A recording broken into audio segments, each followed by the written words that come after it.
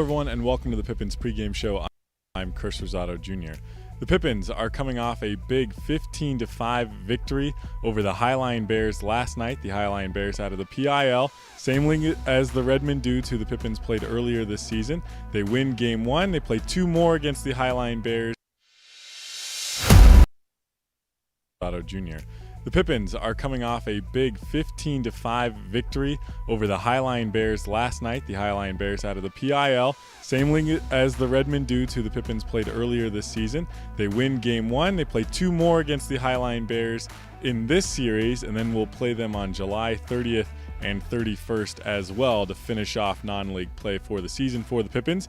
In non-league play, the team is now 7-0 perfect and have been putting the bats on display in non-league play. They certainly did so last night. 15 runs on 14 hits. When we come back, I'll take you through a recap of last night's game, some of the bigger moments. Not going to take you through all 15 runs, but certainly a lot of them that I'll get to show you as last night's game unfolded. On the mound tonight for the Pippins, Dylan Bishop getting another start. He earned a win his last time out with a season-high 7 strikeouts. He'll get an opportunity for at least a few innings against the Highline Bears here in game number 2. Recap coming up for you right after this break. You're tuned into the Pippins pregame show on the Pippins Broadcast Network.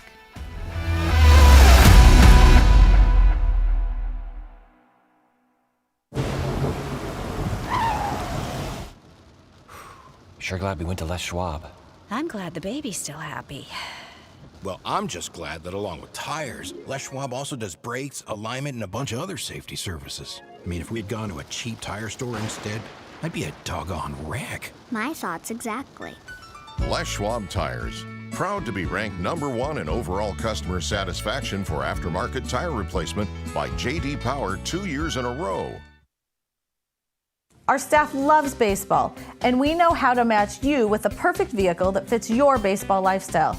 We know that you'd rather be getting ready to head to the field or the big game, so we make sure you have the most efficient and stress-free experience as possible. So if you're a baseball fan in the market this month for a newer vehicle, go online or give us a call so that you can set up a time for you to experience our easy and upfront pricing and our hands-on trade-in process that will really ensure you have a great experience and get a great value while shopping with us. Harvest Auto, where we're happy to support you and the activities you love.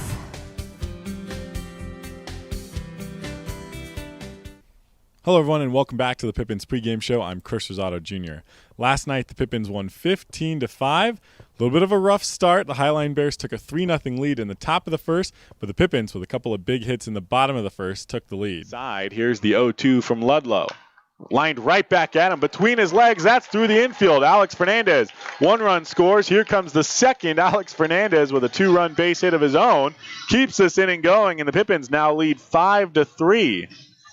The Pippins would go on to add 4 more runs in the third inning, thanks in part to 2 more RBI off the bat of Alex Fernandez.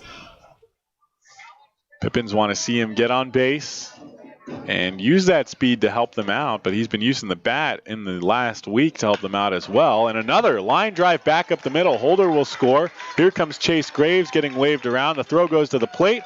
Not in time. The Pippins score 2. 4 RBI for Alex Fernandez. Leg kick is rather high, plenty high for Fernandez to be able to benefit from. Lined through the left side of the infield. Fernandez had to wait for it to pass him. Now rounding third and scores. Throw cut off in the infield on the RBI base hit by Alex Shanks. The Pippins benefit field. Fernandez sprints to second. Spencer takes off for third. Hard hit grounder past Aaron Lampinen at third.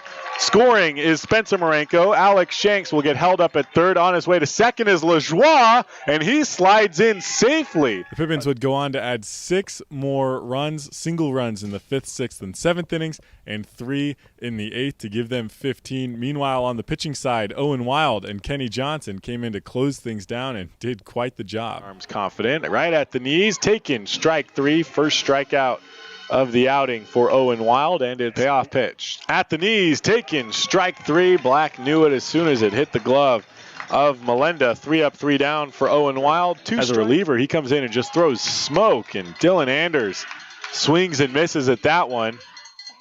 Almost spun himself completely around. And there's 2 quick outs here in the top of the 9th. Here's the 2-2. Swung on and missed. And Ryan Oka goes down swinging just as Dylan Anders did. Robbie Vandergrift does get some contact. He grounds out to second base. Kenny Johnson out in front of the mound waiting for someone to come congratulate him on a terrific 3-up, 3-down outing. So the Pippins walk away with a 15-5 victory in Game 1. We'll see how they line up when we come right back here on the Pippins pregame show on the Pippins Broadcast Network.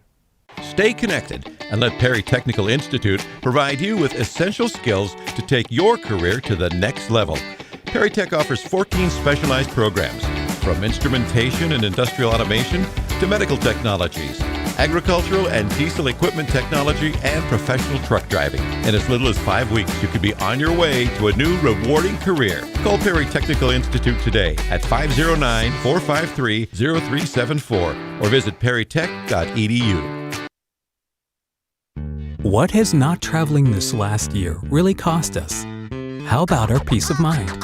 It's time for a change of pace. Time to put aside the stress of the last year and get a new perspective with Fly YKM. Take back the time you lost and save time for what really matters. It's time for Fly YKM. Fly faster. Fly safer. Hello, everyone, and Visit welcome back to Yakima flywykm.com County and Stadium. connect to over 8 Yakima Valley Pippins just now getting out on the field. Dylan Bishop will start to take his warm-up pitches, and we'll walk you through today's starting lineups, brought to you by the Yakima Herald-Republic. For all game reports and news about the Pippins, subscribe to the Yakima Herald-Republic either in print or online. You can subscribe by calling 577-7755. The Yakima Herald-Republic, they tell your stories. For the Highline Bears, Nate Blocker moves up to the leadoff spot tonight. He'll be the DH for the Bears. Jake Angelico hits second. He'll be the center fielder. Trey Hunt will play first base again and bat third. Ronnie Moss, the cleanup hitter, will play right field. Kyle Casperson will catch and bat fifth. Noah Pulowski, the left fielder, he will hit sixth. Dylan Anders hitting seventh tonight. He'll play third base. Robbie Vandergrift, the second baseman, hits eighth. And Devin Carter, the shortstop, will bat ninth for the Bears. A lineup shakeup for them. They had a number of substitutes in last night's game as things started to get away, and they ended up losing 15-5. Starting pitcher for the Highline Bears tonight is Thomas Blakeney when we get to the bottom of the first, but we're here in the top of the first. So Dylan Bishop on the mound, and behind him defensively, Noah Williamson out in left field. Chase Graves back in center field tonight, and look who's out in right field, Austin Plante, who has made just one start in the field this season. Earlier in the season, made a start out in left field, had a couple of starts at DH as well, took some time off to recover from some injuries, came back, has DH'd every start since, gets the start in right field tonight. I know he was jazzed about it earlier before the game. At third base for the Pippins, Mason Marenko. The shortstop is Chaz Myers. Alex Fernandez, second night in a row, gets the start at second base after a good showing from him last night. And Bryce Martin Grudzalonic will start at first base. Behind the plate for the Pippins is Sam Olson. And Bishop, as I said, on the mound.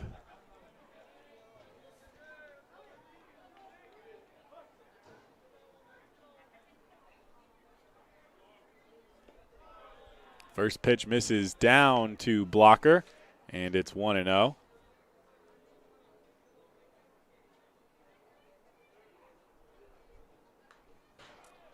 Fouled off back to the backstop. Dylan Bishop off to a good start so far. 1-1 count for the DH Blocker.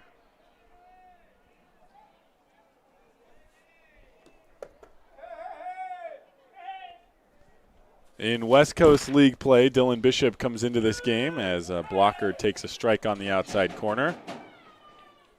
Dylan Bishop 3-1 in West Coast League play with a 5.04 ERA. 6 games, 5 starts. Misses just high, and it's 2 balls and 2 strikes. 25 innings pitched for the right-hander Bishop. Popped up into right field, Austin Plante with the start. Backtracks and gets underneath it to make the catch for out number 1. That'll bring Jake Angelico to the plate for the Highline Bears. Bishop's last time out, July 9th against Bellingham. Pitched 5 innings, gave up 4 hits, just 1 run allowed, no walks, and a season-high 7 strikeouts for him. Great showing, an opportunity to continue the good work here in non-league play against the Bears. Swing and a miss on the first pitch by Angelico, and he's behind 0-1. 0-1 pitch. Grounder at Alex Fernandez at second base. He'll scoop it up and throw to Bryce at first, and that's out number 2. Nice, clean, defensive 2 outs for the Pippins to start things. Last night in the first inning, the quick first out, but then Weston Janevs hit a batter, walked a batter, and a base hit by Jake Angelico drove in the first run of that inning. An error as the Pippins tried to turn the double play, continued the inning, allowing another run to score, and then Ronnie Moss singled to score the 3rd run. First pitch swinging and missing was Trey Hunt on the off speed. The 0-1, I guess, missed up high, I think. Hard to tell on that one. Here's the 1-1. That one definitely missed up high.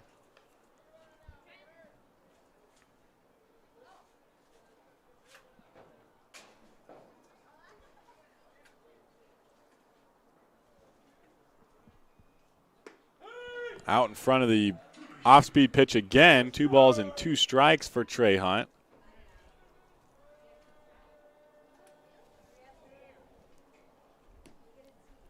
Two outs for Dylan Bishop. Nobody on. Here's the 2-2. They go back to the off-speed. Popped up this time. Foul territory. Bryce to the wall. And it bounces on the other side of the netting, out of play. He really wasn't too sure where that was going to come down. Sometimes it gets tricky around netting, and especially those dugouts are cement block. So if one comes down and just hits off that, it could ricochet, very quickly change the situation on you. So 2 balls and 2 strikes still for Trey Hunt as Bishop looks for a 1-2-3 inning, misses up high, and the count is full.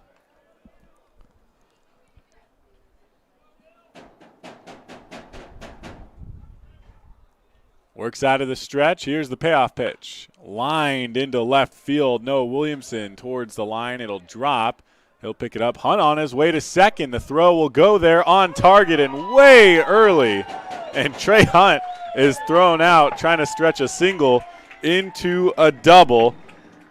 That'll take us to the bottom of the first. No score. You turned into Pippins Baseball on the Pippins Broadcast Network.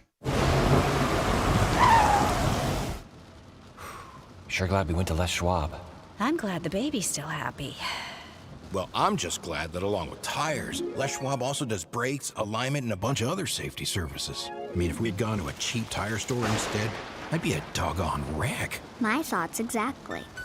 Les Schwab Tires. Proud to be ranked #1 in overall customer satisfaction for aftermarket tire replacement by J.D. Power 2 years in a row. Our staff loves baseball, and we know how to match you with the perfect vehicle that fits your baseball lifestyle.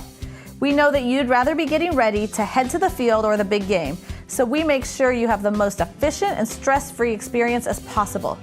So if you're a baseball fan in the market this month for a newer vehicle, go online or give us a call so that you can set up a time for you to experience our easy and upfront pricing and our hands-on trade-in process that will really ensure you have a great experience and get a great value while shopping with us. Harvest Auto, where we're happy to support you and the activities you love.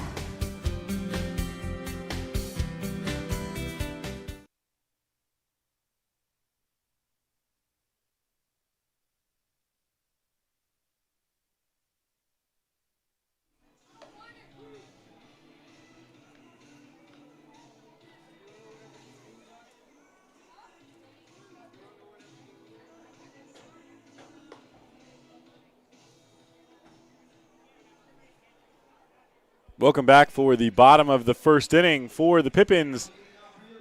Batting order tonight, Chaz Myers leading off. Bryce Martin Grudzelanek, who hit cleanup last night, he's hitting second tonight. Sam Olson will hit third, and Noah Williamson will hit cleanup instead for the Pippins. Mason Marenko follows, hitting fifth. Willie Lajoie, the DH, will hit sixth. Chase Graves, 7. Austin Plante, 8. And the bottom of the order again, Alex Fernandez. Chaz Myers takes pitch at the knees for a called strike. Defensively for the Highline Bears, Noah Pawlowski over in left field, Jake Angelico in center, and Ronnie Moss in right field. Here's the 0-1 to Myers. Tries to hold back a swing, but does not. And there was no signal from the umpire, but now he shows 2 strikes. Normally on a swing, they will signal a strike without verbalizing it. This one lined into center field. Right center field on the run was the center fielder Angelico.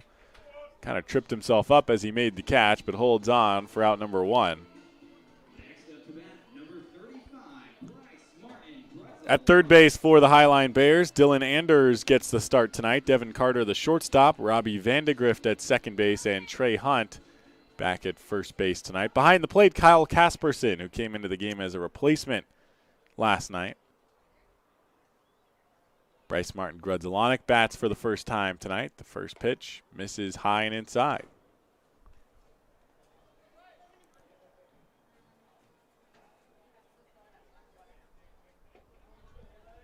.97 degrees at first pitch tonight here in Yakima. Another great day for baseball. Slightly warm, not as muggy as last night was, and the smoke from last night has cleared as well. Bryce takes one down low, and it's 2-0. So the conditions much more favorable for baseball here tonight. The 2-0 chopper up the middle. Robbie Vandegrift waiting back, throws and one hops Trey Hunt, able to make the catch. And Bryce Martin Grudzelanek grounds out in his first at-bat. That'll bring Sam Olson to the plate.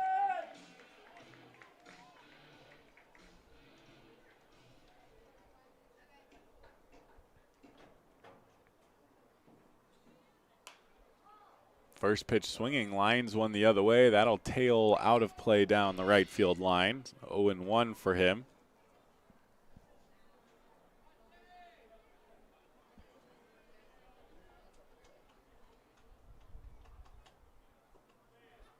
Takes one in the dirt, and it's 1-1.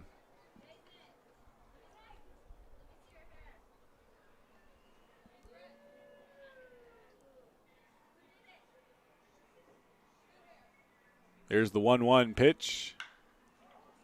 Sent high and deep to center. Jake Angelico racing back. Now pulls underneath and makes the catch for out number 3. So 2 quick innings, or 2 quick half innings, gets us through the first inning with no runs. Much different from last night's game. At this point, the Pippins were leading 5-3. Right now, scoreless heading into the second. We'll be right back. You're tuning into Pippins Baseball on the Pippins Broadcast Network. Stay connected and let Perry Technical Institute provide you with essential skills to take your career to the next level. Perry Tech offers 14 specialized programs, from instrumentation and industrial automation to medical technologies, agricultural and diesel equipment technology, and professional truck driving. In as little as 5 weeks, you could be on your way to a new rewarding career. Call Perry Technical Institute today at 509-453-0374 or visit perrytech.edu. What has not traveling this last year really cost us? How about our peace of mind? It's time for a change of pace. Time to put aside the stress of the last year and get a new perspective with Fly YKM. Take back the time you lost and save time for what really matters. It's time for Fly YKM. Fly faster. Fly safer. Visit flyykm.com and connect to over 88 cities today.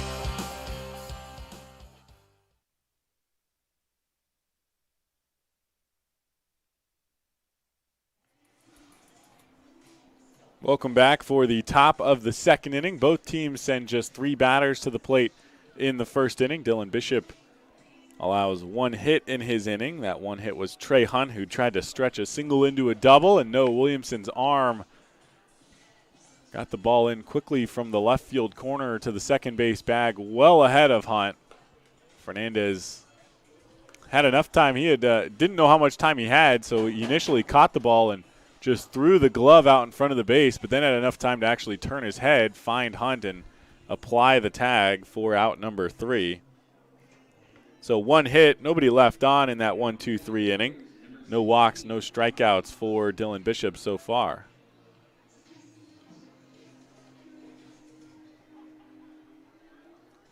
Ronnie Moss will lead things off for the Highline Bears. It's 4, 5, and 6 here in the top of the second. First pitch taken inside for a called ball.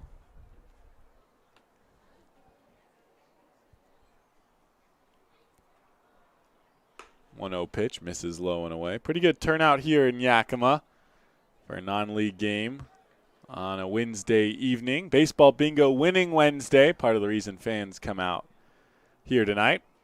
Every fan strike taken on the outside corner by Ronnie Moss.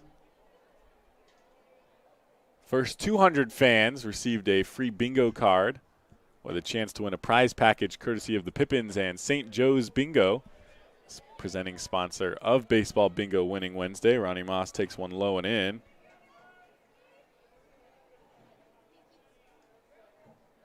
So it's 3 balls and 1 strike, and he fouls one off himself in the box, so the count is full.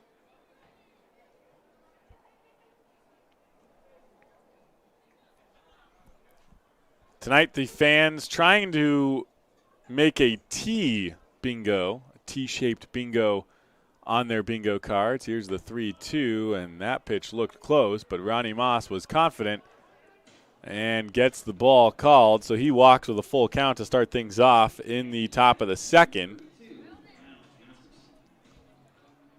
First walk issued by Dylan Bishop, who's back on the rubber ready to go as Casperson cleans up the right-handed batter's box, looks down to his coach, and now digs in. Runner on first base. Here's the first pitch. That one misses outside.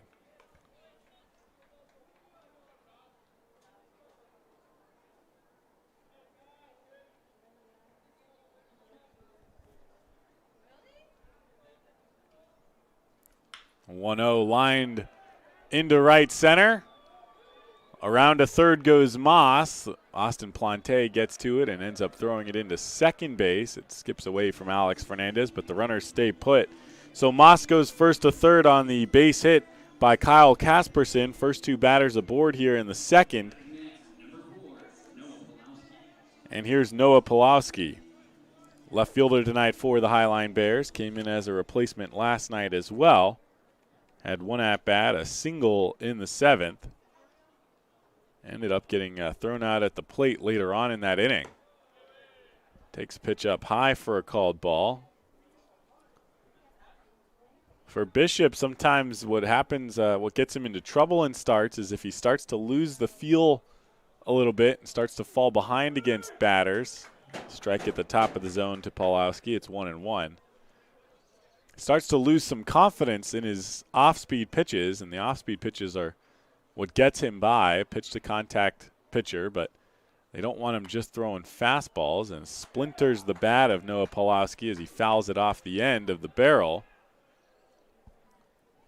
So 1 ball and 2 strikes as Pulowski gets a new bat.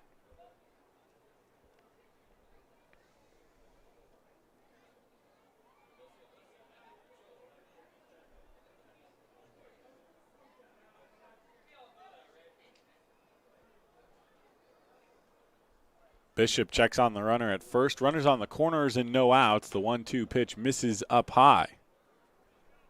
Bishop has to find the strike zone again.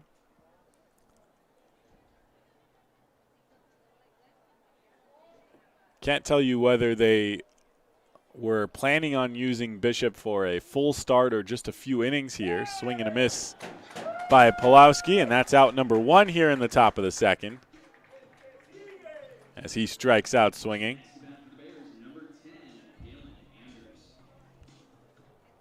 Weston Janev started for the Pippins last night. He pitched 3 innings, followed by 3 innings out of Peyton Robertson, and then an inning each from Case Matter, Owen Wild, and Kenny Johnson. The first pitch, high chopper over the head of Bryce Martin Grudzelanek at first. Ronnie Moss scores from third. On his way to third is Kyle Casperson. Plante had some trouble picking up that ball in the right field corner, but does get it in, and the runners trade spots. Ronnie Moss scores. Casperson over to third, and to first goes Dylan Anders.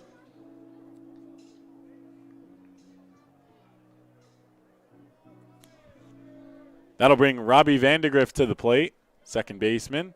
Runners on the corner still with 1 out, but the Bears just took a 1-0 lead. First pitch swinging and missing for strike number 1.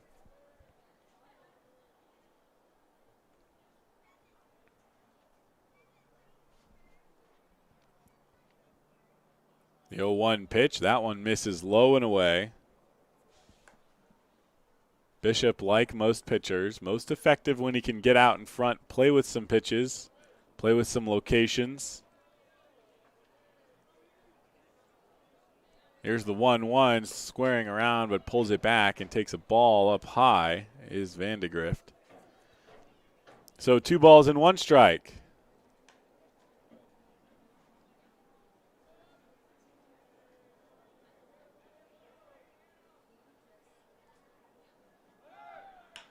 Runner takes off, and it's softly hit to the left of Fernandez, who was covering the bag. He able to get back over to his left, pick up the ground ball, and throw to first in time. A terrific play by the speedy Fernandez out at second to at least get the second out of this inning. Anders moves to second because he was running on the play, and Casperson scores from third on the ground out. Highline takes a 2-0 lead. Runner on second and 2 outs after the play by Alex Fernandez, who had already ran past where that ball ended up. He had to stop running, change directions, and turn around to get that ball then to his left and throw on over to first. Softly hit to the shortstop, Chaz Myers, picks it up over to first in time. A close play at first, but Devin Carter grounds out to end the top of the second. We head to the bottom of the second. Bears leading 2-0. We'll be right back. You're tuned into Pippins Baseball on the Pippins Broadcast Network. Who knew it was so difficult to find the right bank? I know. It's so confusing. Checking out your banking options? Oh, sounds overwhelming. The cloud of uncertainty. Enough! With Banner Bank, it's easy to manage your finances, and help is here when you need it. Be on, Cloud! Oh! Wait! Built for action. Built for banking. Banner Bank. If we win the lottery, we'd remodel our home. We'd start with the kitchen. Ooh. And out back is where the big trucks will go. Wow! Ben, you don't even live here anymore? Hey, don't forget about Grandma. Okay, family meeting. Come on, welcome to the Ice Dome.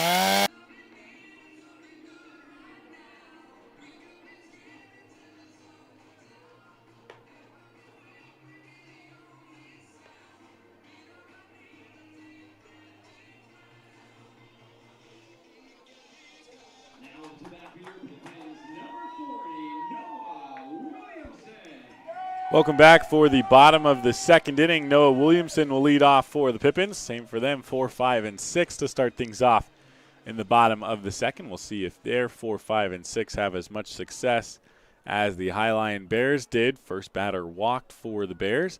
Here's the first batter for the Pippins, Noah Williamson, who takes a breaking ball on the inside corner for a called strike. Williamson having himself quite the summer after not getting a lot of playing time in the spring. Swings and misses, and it's 0-2. Was just recently drafted by the Miami Marlins in the 19th round of the 2021 MLB first-year player draft. The 0-2 pitch. He skies this one very high in the infield and off the glove of the shortstop, Devin Carter. That's what happens when this guy hits a ball that high. I could have guessed that was not going to get caught. As routine as it looks, at this level, balls do not get hit that high, and it just throws guys off. We've seen Williamson hit balls very far away from home plate. Every once in a while, hits them up, and they go very far away from home plate, just not necessarily distance-wise. They go high into the air. Sometimes they get lost in the night sky. This one goes off the heel of the glove of Devin Carter. Ended up bouncing off of his body as well And so Williamson reaches on the error by the shortstop to start things off here in the bottom of the second. Mason Marenko took a first pitch strike. He bats, the fifth batter in the lineup for the Pippins. Willie Lajoie on deck. In the dirt, gets away from Casperson around the legs of Mason Marenko, and Williamson moves up to second on the wild pitch.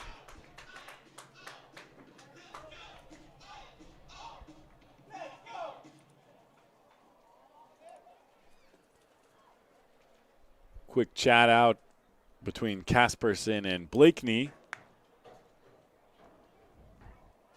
Williamson now on second base. No outs here in the bottom of the second as the Pippins look to rebound after the 2 runs scored by the Bears. Mason Marenko pops this one up into right field. Ronnie Moss underneath it makes the catch. Williamson takes a couple steps but will stay at second. So Marenko flies out for out number 1 here in the bottom of the second.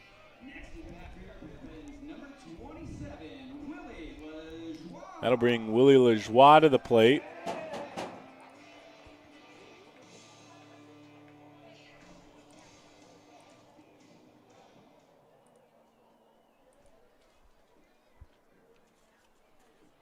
Here's the first pitch to Lajoie. He takes that one over the heart of the plate for a called strike. All strikes for Thomas Blakeney, except for the 1 ball in the dirt to Mason Marenko here in the bottom of the second inning. Here's the 0-1 pitch. Up high, Lajoie lets it go, and it's 1-1. Lajoie last night, 2 for 5, had a base hit, a double, and a sacrifice fly as well, as the Pippins won 15-5 against the Bears in the series opener. The 1-1 hit hard, I thought it got past Williamson, ends up hitting off of his cleat. So Willie Lajoie reaches, and Williamson out on the base paths after getting hit by that ball. Bounced, I think, right in front of his cleats, kind of short hopped him. He tried to go up over it and ended up bouncing off the cleats.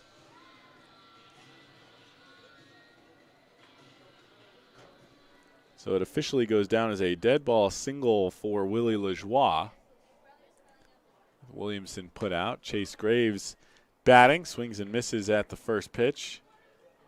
And it's no balls and 1 strike.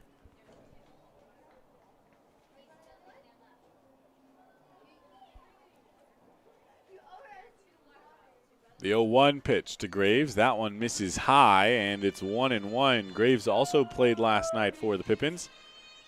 Had a 2-run single in the first. Reached on an error in the third. Came around to score both of those times. Walked and stole second base in the fourth. And walked again in the sixth. Very productive night at the plate for him. Takes a pitch down low, and it's 2-1.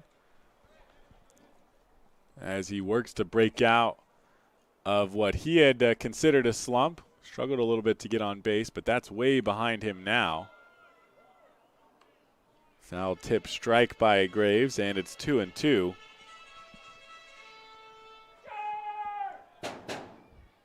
So runner on first base, Willie Lajoie, 2 outs here in the bottom of the second. Bears leading 2-0. 2-2 count for Graves. The pitch. Hard hit grounder to the right of the shortstop. Carter goes off his glove. He barehands it, throws across, and by that time, Graves has reached. So that will probably go down as an error by the shortstop.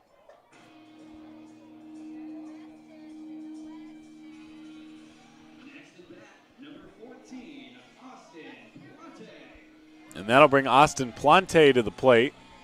And you want to talk about breaking out of a slump. Base hit and a walk for him last night. He has struggled mightily to get on base. Did it twice last night. First hit since back on June 22nd. First pitch fouled off the end of the bat. Kind of an interesting moment for him. Just goes to show how baseball goes sometimes. He's been hitting balls really well, but has been hitting them right at fielders. And last night benefited from the Pippins putting on a double steal. Takes one on the outside corner for a called strike. It's 0-2. Double steal moved the second baseman over towards the bag, and he hit just a soft bouncer through the right side of the infield, right at where the second baseman would have been. without the steal. Only had to laugh to himself. All you could do. You struggle for that long. You're waiting to finally get the hit. Hitting the ball well. And finally, it's just a little bouncer benefiting from the double steal. But whatever it takes is whatever it takes. Foul ball by Plante. No balls and 2 strikes still for him. Blakeney delivers. Low and inside, taken for a ball. Plante also showed me a spot on his bat where earlier in the game he had 2 hard hit fly balls to center, just had a lot of backspin on them. And he showed me a spot from one of them where he literally got a tattoo of the baseball, the West Coast League logo, on the barrel of his bat. He hit the ball so hard that the logo left a mark on the bat as the ball in the dirt. Runners stay where they are as Casperson keeps it out in front of him. He said, I hit the ball that hard, and it was a fly out to center. Weak contact on a bouncer, and it goes through the right side, and that's what gives me my first hit. Here's the 2-2 to Plante. That one misses low and outside, and the count is full. Runners on first and second. Noah Williamson reached on an error to start the inning, moved over to second on a wild pitch.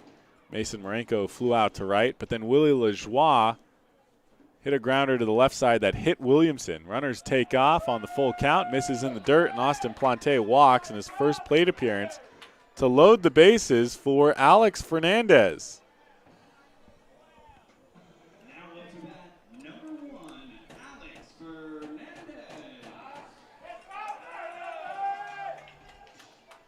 Fernandez went 3 for 3 last night. He had 4 RBI after just his first 2 at-bats, both singles, then stretched a single into a double with his legs in the 5th and walked in his next 2 plate appearances. He was not put out once last night. Scored 3 runs for the Pippins, takes the first pitch down low for a ball. And if he can do any of those things, walk, single, double, he'll add some runs for the Pippins with the bases loaded and 2 outs. The 1-0, taking that one down low, and it's 2-0 for Fernandez. Bears and Pippins scoreless after 1. The Bears put 2 on the board in the top of the second after the first 2 batters reached on a walk and a single and came around to score. Here's the 2-0 to Fernandez. Strike taken on the outside corner. It's 2-1. So after Lajoie reaches on the ball that hits Williamson put out. That's the second out of the inning. Lajoie gets put on first base. Chase Graves singles and Austin Plante walks with a full count to load the bases. Here's the 2-1. Swing and a miss by Fernandez, and the count is even, 2-2.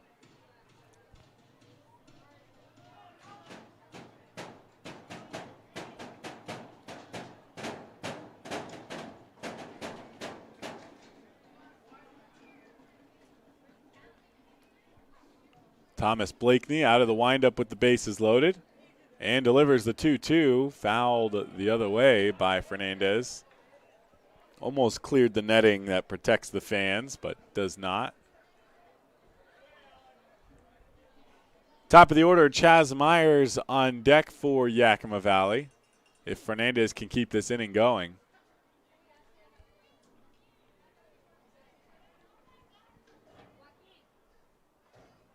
Here's the 2-2 again. They go up high. Fernandez lays off, and the count is full. Second straight batter to work a full count against Blakeney. Pippins last night overcame a 3-0 lead the Bears had in the top of the first inning. 2-run lead here. The 3-2 taken low and away, and Fernandez walks. Willie Lajoie, the runners were running with the full count and bases loaded.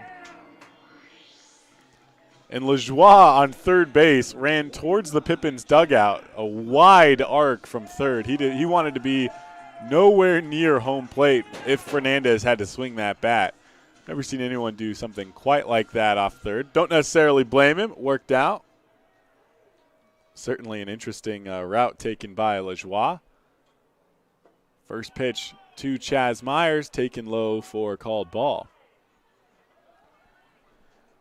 So Chase Graves now on third base, Austin Plante on second, and Alex Fernandez on first. Plante with a big lead at second. Nobody holding him on. Strike taken at the knees by Myers, and it's 1-1. Fernandez also not getting held on first base. First baseman playing behind him. Blakeney still out of the windup, the 1-1. That one looked to be low, just caught the bottom of the zone, says Eric Swift, and it's 1 ball and 2 strikes. 2 outs, bases loaded still for the Pippins, who have cut the lead to 2-1 for the Highline Bears after the bases loaded walk by Alex Fernandez. Here's the 1-2 to Myers. Breaking ball that breaks low and away. It's 2-2.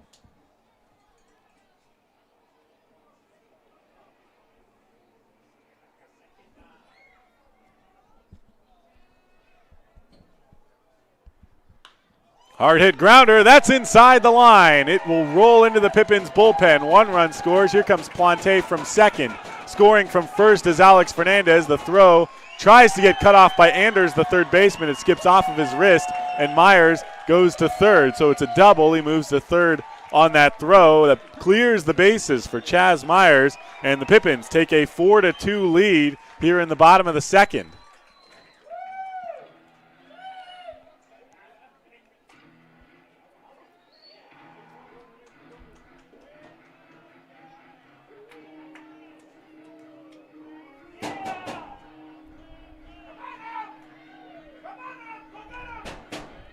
Bryce Martin Grudzelanek will bat with 2 outs and Chaz Myers on third after the quick mound visit by the Highline Bears. Trying to get Blakeney through this second inning.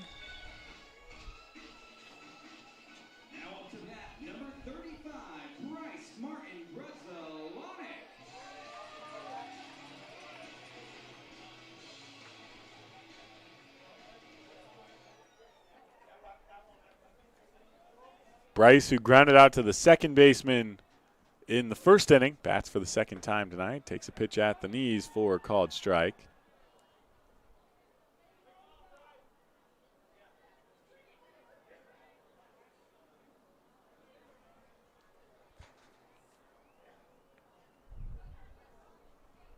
Here's the 0-1 from Blakeney.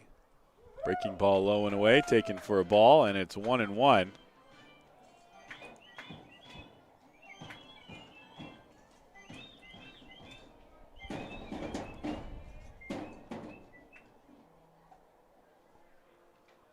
One pitch, another grounder towards the third baseman. This time Anders fields it clean, throws across the diamond in time.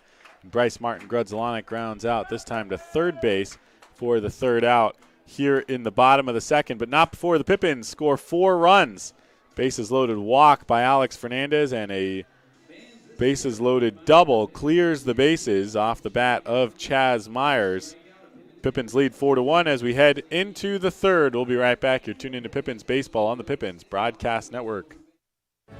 Be an energy efficiency hero. Install high-efficiency natural gas equipment, and you can be just like Cascade's most energy-efficient player of the game. Match his ERA of $710. Put some runs on the board by upgrading your furnace, improving your home's insulation, and switching to a condensing tankless water heater. Cascade's bench is deep with both residential and commercial incentives. Check them out at our website or give us a call and be an energy efficiency player of the game.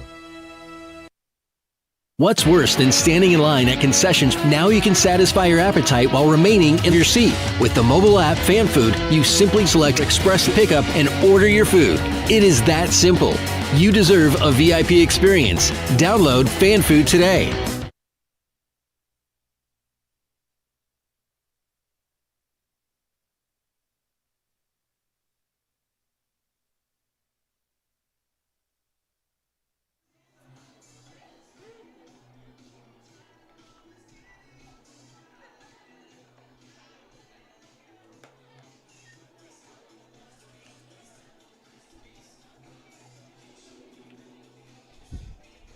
Welcome back for the top of the third inning.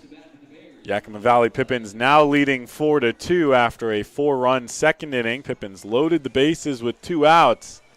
Alex Fernandez walks to force home a run, and then a bases clearing double. Pippins trainer Alyssa and clubhouse manager Molly were doing something over in the Highline dugout, taking care of a couple of players. Had to race back over. Inning gets underway. First pitch strike delivered to Nate Blocker to start things off here in the top of the third. Dylan Bishop out for a third inning of work, misses low and away, and it's 1-1.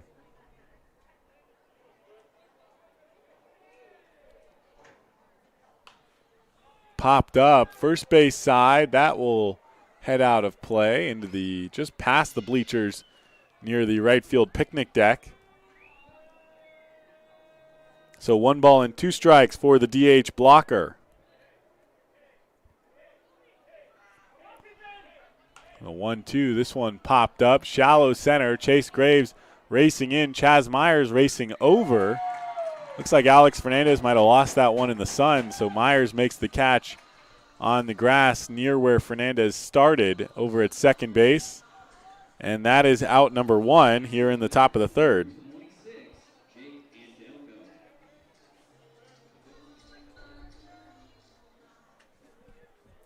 Jake Angelico bats for the second time tonight. Grounded out to the second baseman Alex Fernandez in the first inning. Takes the first pitch outside for a called ball.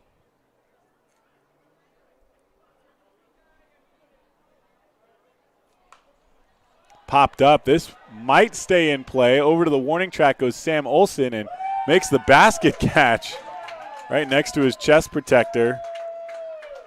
Didn't have enough time to get the glove up in the air as he got to it just as it was coming down. So a quick out number 2, just like the first inning for Dylan Bishop.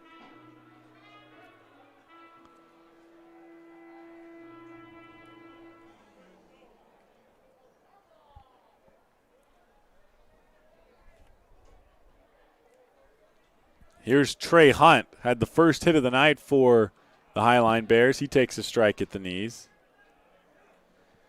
But that hit was short-lived for him as he hit the ball into the left field corner and thought he might test the arm of Noah Williamson. Took off for second and ended up getting hung out to dry by more than a couple of steps. Takes a pitch low and away for a ball. 1 ball, 1 strike for the first baseman. Here's the pitch from Bishop. Misses up high, and it's 2-1. Hunt had a full count when he singled and was thrown out at second. Bears sent just 3 batters to the plate despite the hit. Here's the 2-1. A hard hit line drive by Hunt. Looks like it was off the end of the bat. Stays in the yard, and Noah Williamson makes the catch near the warning track out in the left field corner. Hunt likes pulling balls into left field. Apparently this time it hung up long enough. Williamson makes the catch for out number 3. So 3 up, 3 down here in the third. We head to the bottom of the third. Pippins leading 4-2. We'll be right back. You're tuned into Pippins Baseball on the Pippins Broadcast Network.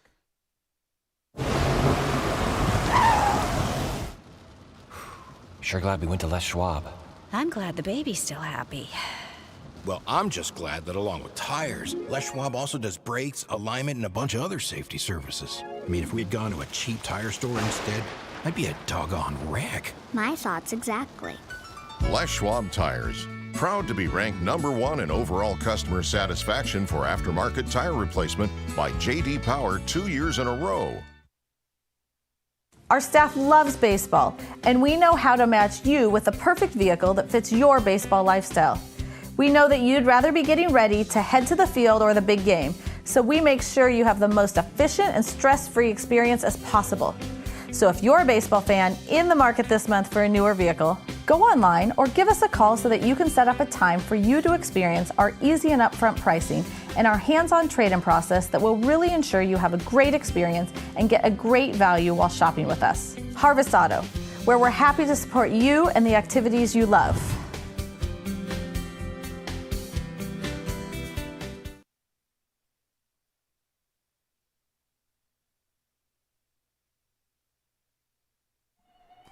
Welcome back for the bottom of the third inning. Sam Olson leads off. First pitch swinging, pops one up out of play on the first base side for strike number 1. That will head just past the grandstands, stay in the ballpark, not quite reach the parking lot. That one bounces out on the grass in front of the dirt.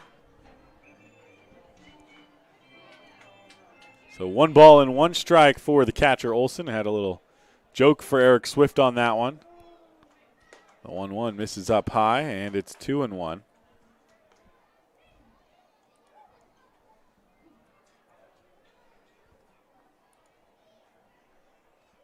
A 2-1 pitch.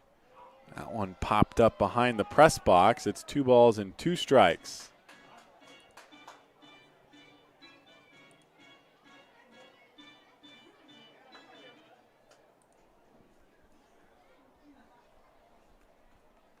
The 2-2 and another foul ball for Sam Olson. That one I think might have gotten into the press box. Not really certain. It's to my right. The 2-2 again. And yet again another foul ball by Sam Olson. The home plate umpire has to get a new delivery of baseballs.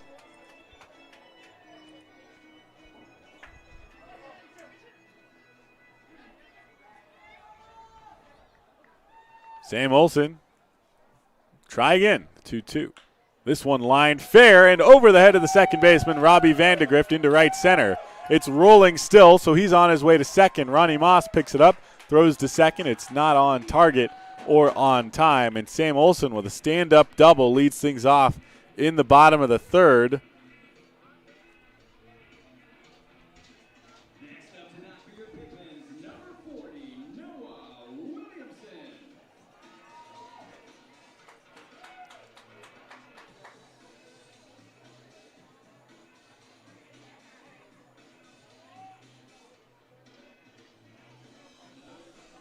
So Noah Williamson will bat for the second time tonight. Reached on an error by the shortstop. Hit a fly ball about a mile high and came down, and Devin Carter just had misjudged it. It bounced off the heel of his glove and popped out. The first pitch fouled back to the backstop. Some younger fans sitting in the first row behind home plate, getting the up-close 3D experience. Saw their lives flash before their eyes on that ball. Went right at him, if not for the netting. Here's the 0-1 from Blakeney. That one misses low and away. 1 ball and 1 strike for Williamson. Sam Olson leads off this inning with a double. He's on second, no outs. 1-1 count. Pippins leading 4-2. Here's the pitch. Breaking ball started up high and came down, called strike, 1-2.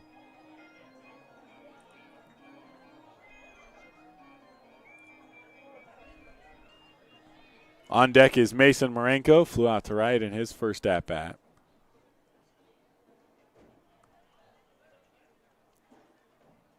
Here's the 1-2. Checks his swing, and for good measure, that ball ended up in the dirt.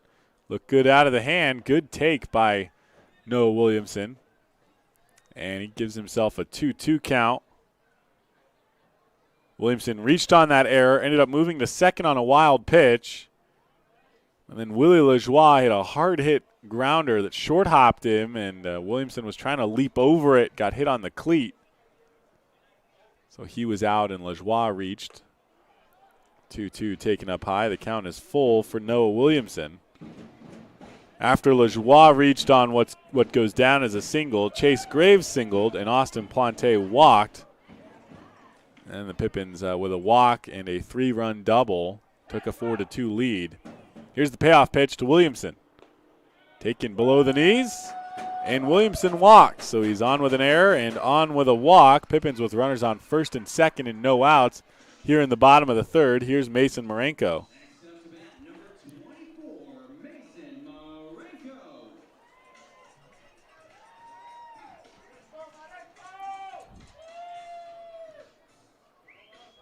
Marenko, as I said, flew out to right last time. Wasn't deep enough for Williamson to try to tag from second. Here's the first pitch here in the bottom of the third. And that's a high hit fly ball to left. Noah Pulaski to the warning track, sticks his glove out to stab at it. It goes off the glove and off the wall. He picks it up on the warning track. Getting waved around to score is Sam Olsen. It goes off the glove of Casperson. He doesn't know where it is. It's out in front of him. And Mason Marenko goes to second. Williamson to third on the throw home.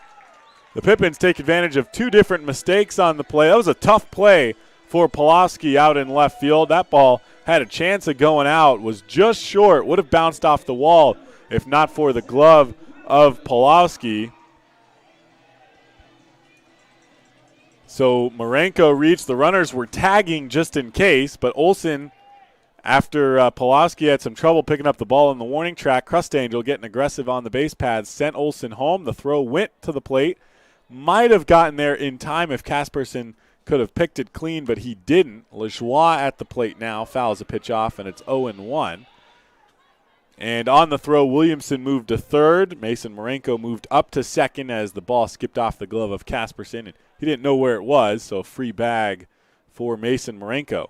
RBI base hit for him. Here's the 0-1 to Lajoie, grounded at Devin Carter at short, throws across to first. Williamson will score the 6th run of the game for the Pippins, who lead by 4 now in the bottom of the third with 1 out. And Mason Marenko is still on second.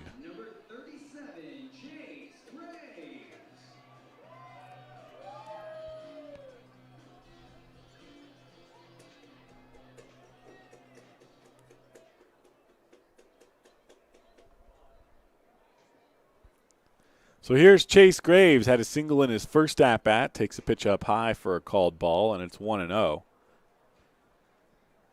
Pippins, when they're at home, the recent trend has just been that they don't really score until the other team starts the scoring. Certainly how it was last night as the Bears got out to a 3-0 lead. Graves takes one inside. It's 2-0. And here tonight, nobody scored in the first. The Bears got on the board with 2 in the second.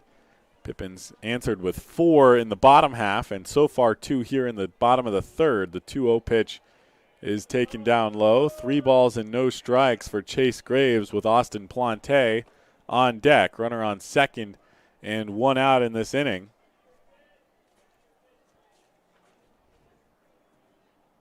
The 3-0 pitch misses up high. It's a 4-pitch walk for Chase Graves. And here's Austin Plante.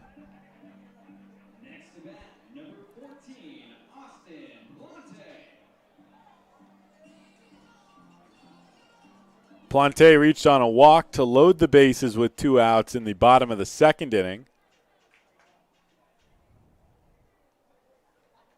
Bats with runners on first and second and 1 out here in the bottom of the third. First pitch misses in the right-handed batter's box. Don't think that was a pitch out.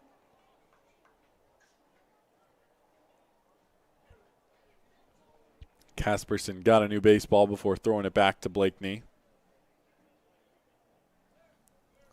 Here's the 1-0 to Plante. That one misses high and outside. It's 2-0. Plante with plenty of pop in his bat. We saw it in non-league play. He did hit a home run in non-league play. He doesn't have one in West Coast League play.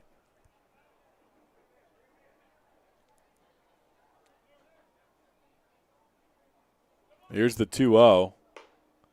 Up high, and Casperson thought about throwing back to first, but Hunt wasn't on the bag. So 3 balls and no strikes for Austin Plante. 7 straight balls thrown by Thomas Blakeney here in the bottom of the third.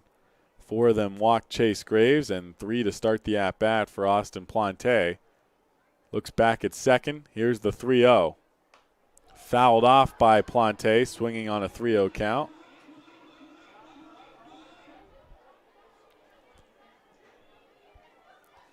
So 3 balls and 1 strike for the right fielder tonight, making just his second start in the field this season for the Pippins.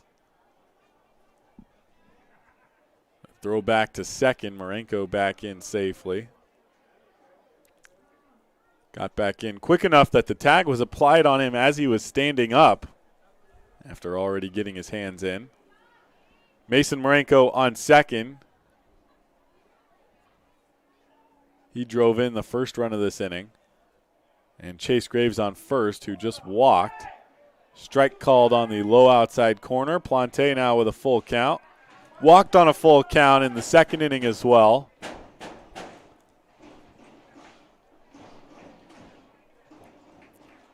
Willie Lajoie drove in the second run of this inning on a ground out to the shortstop that scored Noah Williamson from third. Pippins leading 6-2 here in the bottom of the third. The 3-2 to Plante. Lined up the middle, past the second baseman. Plante with a base hit, getting waved around to score is Mason Marenko. The throw goes to third base, and he gets past the third baseman. Chase Graves stutters on his way home, so he'll stay at third, but on his way to second and in there without a throw is Austin Plante. A lot more excited about that hit at second base for Plante compared to the hit last night. Put that just past the glove of the second baseman, Vandegrift.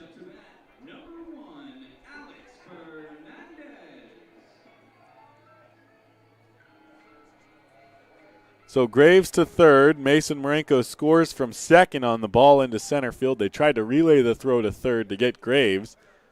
Was going to be a close play, but it got away from the third baseman. Here's Alex Fernandez batting for the second time tonight. The first pitch from Blakeney misses on the outside. Runners on second and third base. Fernandez in his first plate appearance tonight walked with the bases loaded to force home a run. Here's the 1-0. He takes at the letters for a called strike, and it's 1-1.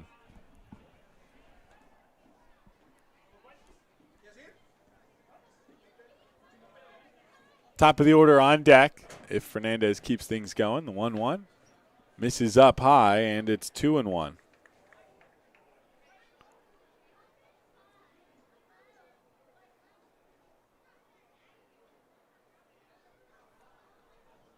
The 2-1 pitch. Popped into shallow center. Jake Angelico racing in, makes the catch on the run. Graves will tag. Throw goes all the way to the plate and off the glove of Casperson. Chase Graves might have been out at the plate. Again, was going to be a close play. And another ball skips off the glove of a defender here in this inning for the Highline Bears. Bounced a couple of times coming to the plate. Didn't look like an especially tough ball to play, but goes off the top of Casperson's glove. Graves scores. Plante tags to third on the sacrifice fly by Alex Fernandez, who continues to find a way to help his team out between last night and today.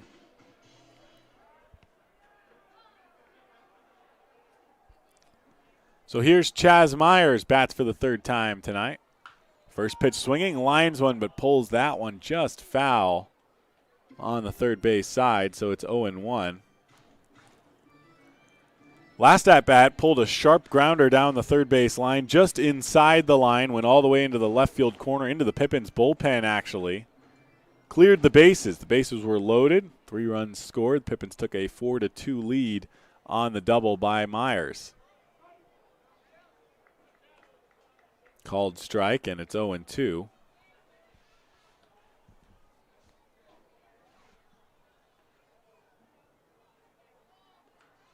Bounces out in front of the plate. Casperson, I think he thought he caught that in his glove.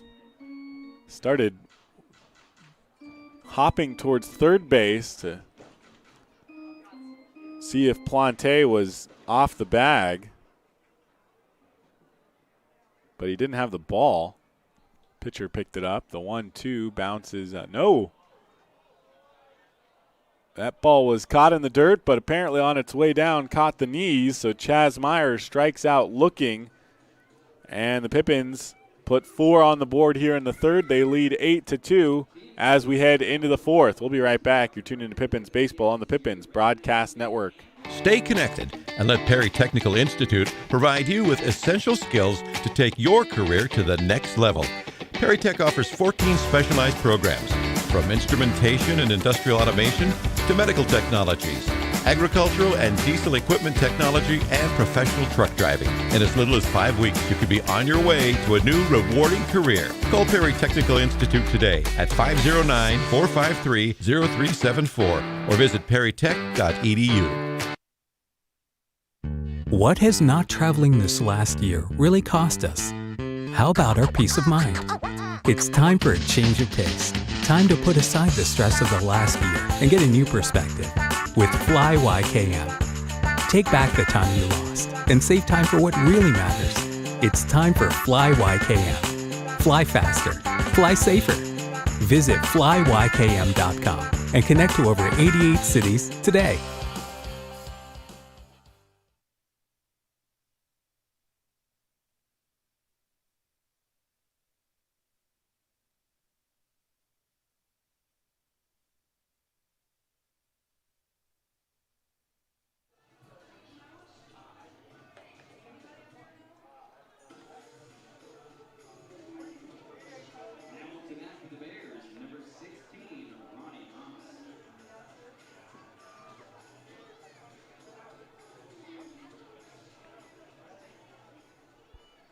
Welcome back for the top of the fourth inning. Ronnie Moss will lead things off for the Highline Bears. 4, 5, and 6 due up.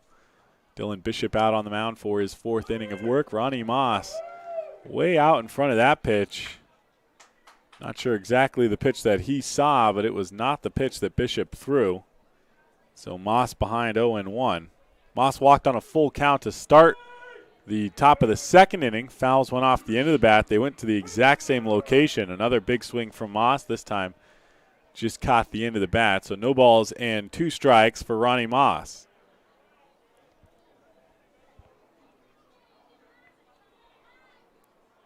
The 0-2 from Bishop. Up high, and Moss lets it go. It's 1-2.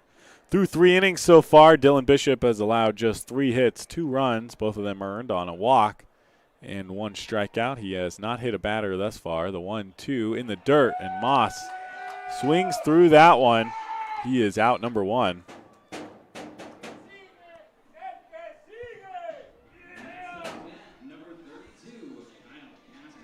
That'll bring Kyle Casperson to the plate. Ronnie Moss, before going into the dugout, has a quick conversation with the on-deck batter, Noah Pawlowski. Strike taken by Casperson. Interesting that Moss had the conversation with Pawlowski. Same pitcher, Dylan Bishop, on the mound for the Pippins. And a breaking ball on the inside corner taken for a called strike. Casperson quickly behind 0-2 as Bishop looks to get through this half inning quickly. Here's the 0-2. Bounces outside, and it's 1-2. Saw that in the last at-bat. 2 quick strikes. Waste a pitch. See if he'll go after it. He didn't. Now they'll look to come right back with a strike. Here's the 1-2. Breaking ball. Lined over to Chaz Myers at shortstop. Plays it on the backhand. Throws over to first in time. Kyle Casperson grounds out for the second out here in the top of the fourth inning. And so that will bring Pawlowski to the plate.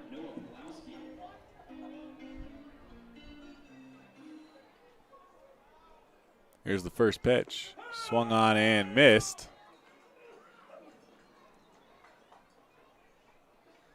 Pitch that looked down low. Bats from the left side.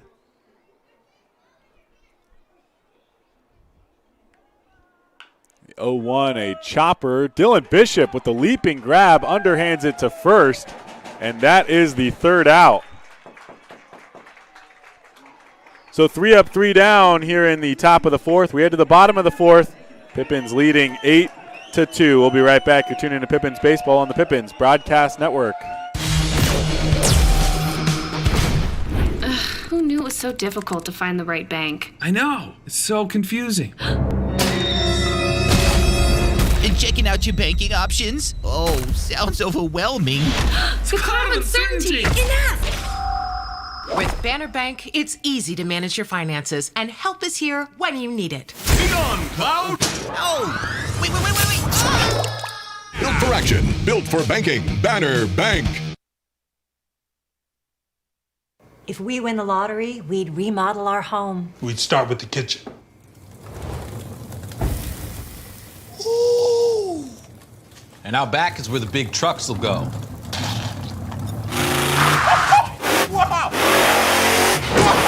Ben, you don't even live here anymore? Hey, don't forget about Grandma. Family meeting. Come on, welcome to the Ice Dome.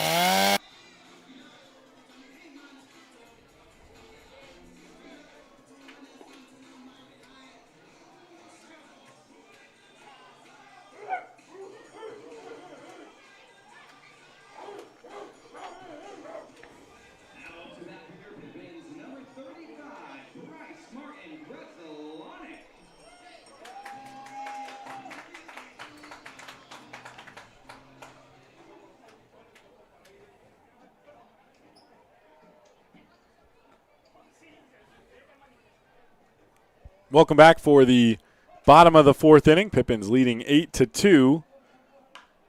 First pitch swinging was Bryce Martin Grudzelanek. He hits that one high in the infield. Second baseman Robbie Vandegrift will make the catch, and Bryce is out number one.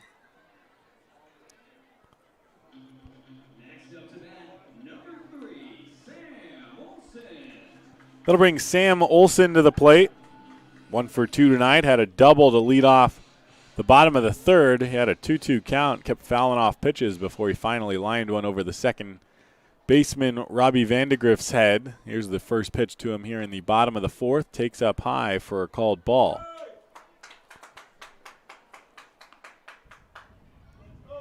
Somebody getting warmed out in the Highline bullpen. Pippins leaving Bishop in, it looks like, for a fifth inning. Fouled off the leg of Sam Olson, and it's 1-1.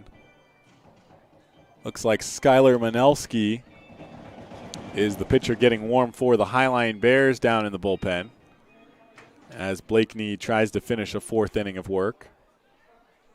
Here's the 1-1. That one's up high for a ball, and it's 2-1.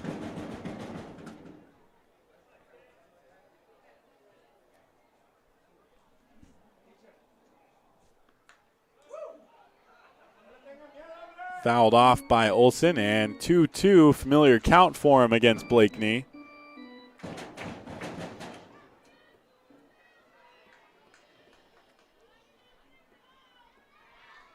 A 2-2, that one fouled off. Here we go again.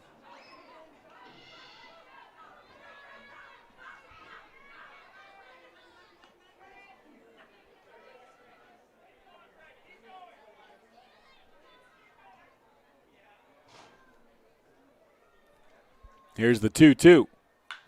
And this one hit a long way into left. Noah Pawlowski to the wall, looks up, it's off the wall. Olson on his way to second. Pawlowski not to it yet. Now picks it up in left field. And Sam Olson with another double. Stand-up double with one out. Gets things going here in the bottom of the fourth for the Pippins. That one hit just a bit too high. Almost had the distance. Almost had the height. And here is Noah Williamson. Reached on an error in the second, walked back in the third. Third plate appearance for him here in the fourth inning. One out, Sam Olson on second base. Pippins leading 8-2 here in game 2 against the Highline Bears. Pippins won 15-5 last night.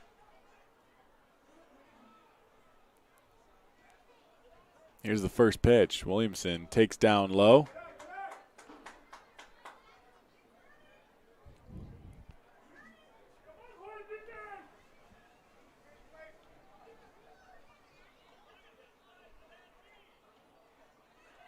A 1-0 pitch. That one misses low as well. Getting closer is Blakeney. But Williamson taking a lot of pitches here. Certainly helping himself get on the base. Highline started the scoring with 2 runs in the top of the second. 4 runs in each of the second and third innings for the Pippins gave them a 6-run lead coming into this bottom of the fourth. Taken down low, and it's 3-0 for Noah Williamson. First base is open. Mason Marenko on deck. Was credited with a double in his last at-bat. Here's the 3-0. Hard hit grounder right at the third baseman, Anders, who fields it on the backhand and throws across. Williamson grounds out for out number 2. Olson has to stay where he is because the ball was hit in front of him.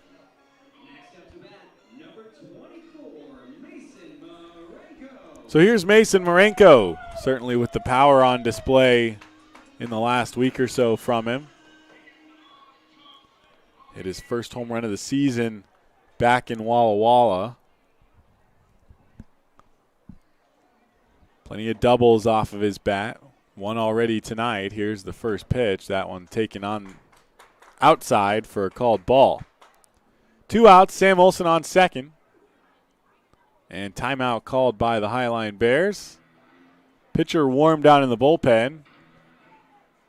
So not necessarily buying time, but just a quick conversation for Blakeney after he gets off to the rough start against Marenko. Was behind 3-0 to Noah Williamson before getting him to ground out.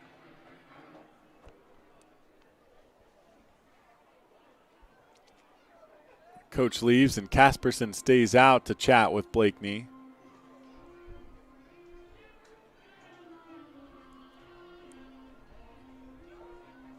And now back behind the plate, ready to go.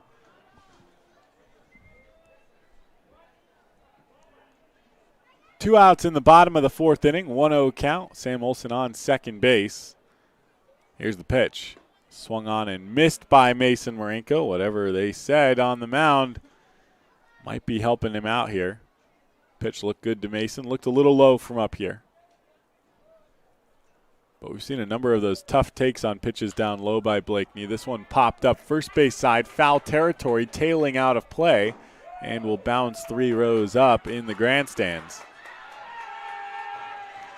Mad dash as the ball ends up on top of the dugout for the Highline Bears, and a couple of kids chase it down.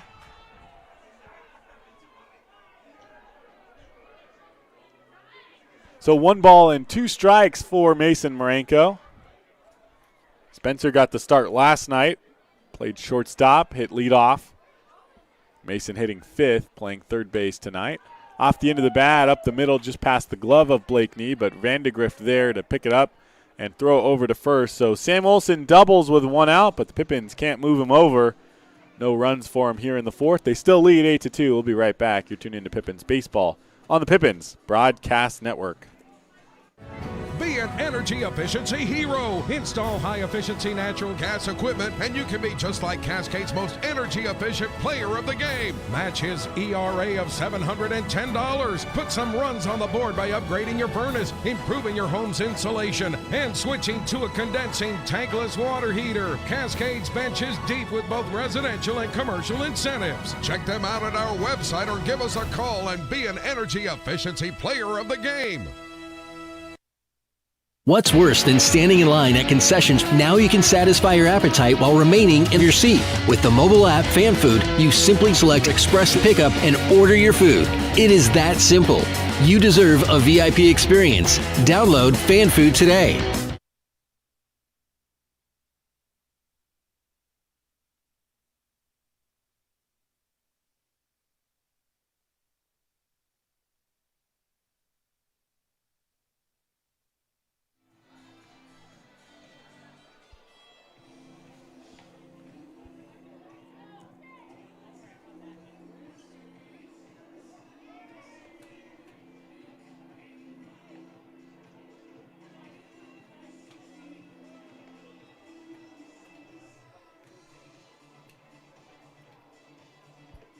Welcome back for the top of the 5th inning. Dylan Bishop returns for a 5th inning of work in his first 4 innings. 3 hits, 2 runs, both of them earned. 1 walk and a pair of strikeouts for him.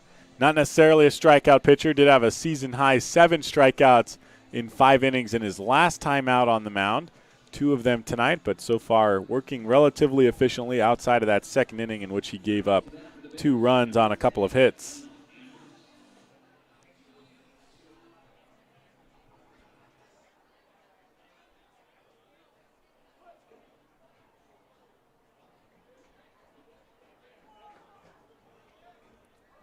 Leading things off for the Highline Bears is Dylan Anders. Takes a pitch down low for a ball to start things off here in the top of the 5th inning. 7, 8, and 9 for the Bears as Anders fouls one off. Robbie Vandegrift on deck, and Devin Carter, shortstop, bottom of the order. He's in the hole.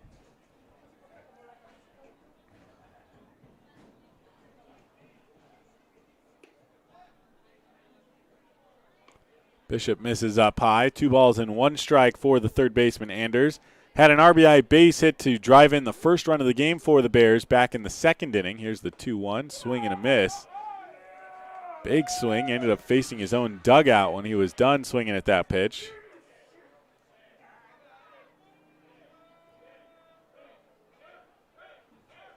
The 2-2, and gets him swinging again. Got a piece of it, tipped it back into the glove, but strikeout for Dylan Bishop. Strikeout number 3 here in the bottom of the 5th.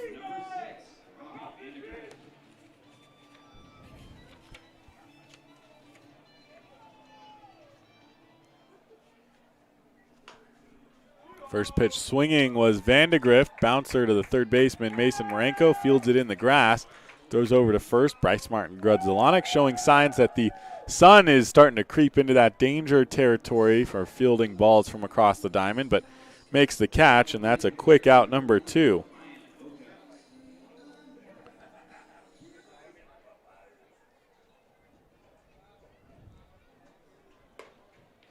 First pitch misses up high to pinch hitter Ryan Oka batting for Devin Carter. The 1-0 up high, but this time he goes after it, and it's 1-1.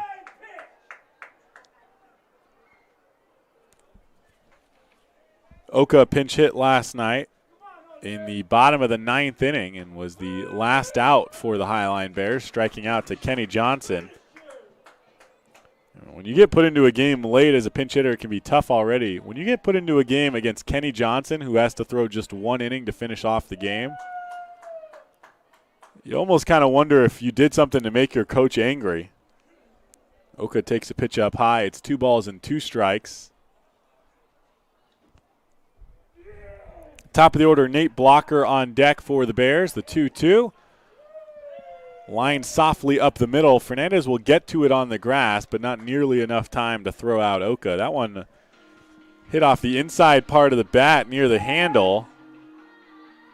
Just hit up the middle. If it had been hit at a player, the Pippins would have been able to retire him. But 2-out base hit for Ryan Oka. Bishop had retired. Doing the math here real quick. 10 batters straight. 2 to finish off the top of the second inning. 6 straight between the 3rd and 4th, and the first 2 here in the 5th, which I believe adds up to 10. First pitch strike delivered to Nate Blocker.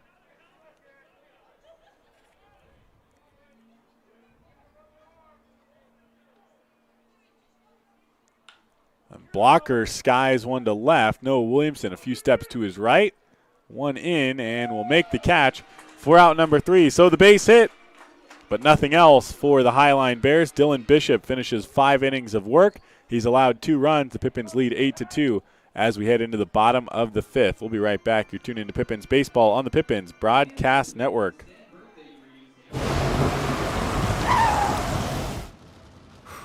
Sure glad we went to Les Schwab. I'm glad the baby's still happy.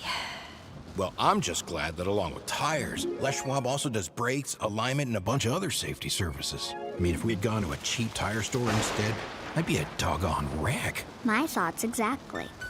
Les Schwab Tires. Proud to be ranked #1 in overall customer satisfaction for aftermarket tire replacement by J.D. Power 2 years in a row. Our staff loves baseball, and we know how to match you with the perfect vehicle that fits your baseball lifestyle. We know that you'd rather be getting ready to head to the field or the big game, so we make sure you have the most efficient and stress-free experience as possible.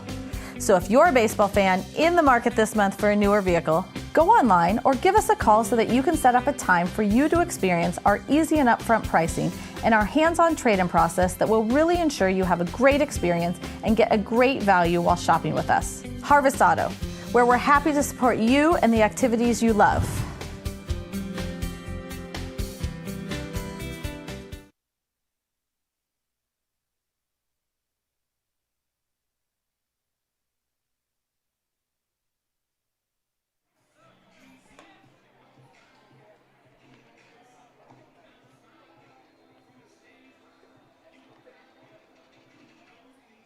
Now up to bat for your Pippins, number 27, William.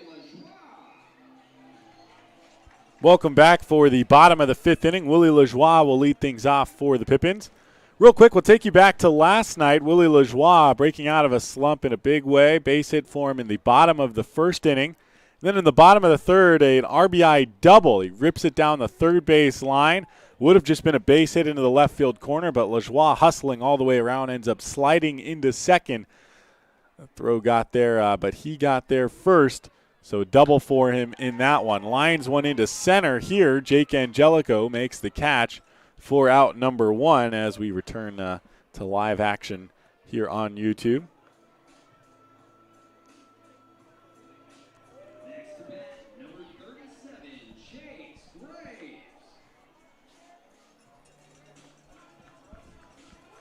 New pitcher on the mound for the Highline Bears.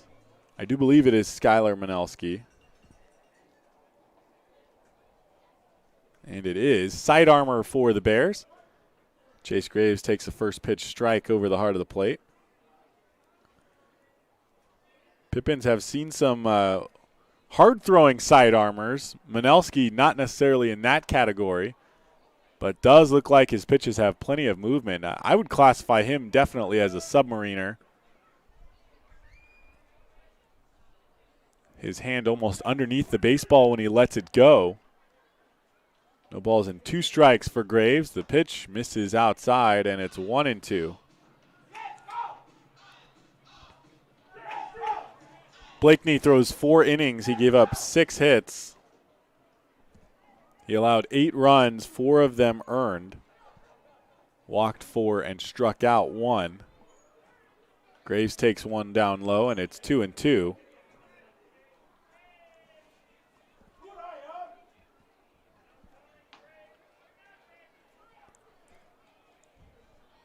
The 2-2 pitch from Manelski. This is up high, and the count is full.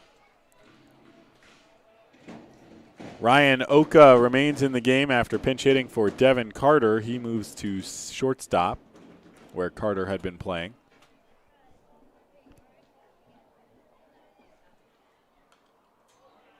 Foul ball by Chase Graves, and the count remains full.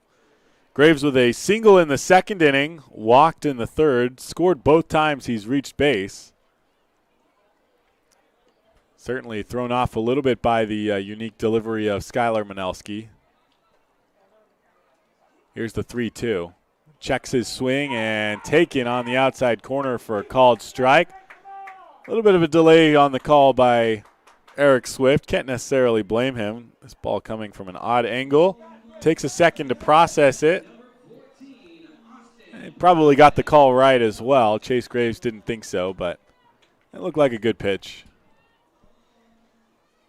Austin Plante bats with 2 outs and nobody on. The Pippins in danger of going down 1-2-3 for the first time since the bottom of the 1st inning. Here's the first pitch. Plante hits this one up the middle, and it's another base hit for Austin Plante to prevent the Pippins from going down 1-2-3. Another sharply hit ball right up the middle as he continues to find the rhythm at the plate. Walked in his first plate appearance in the 2nd, base hit in the 3rd, and a base hit here in the 5th.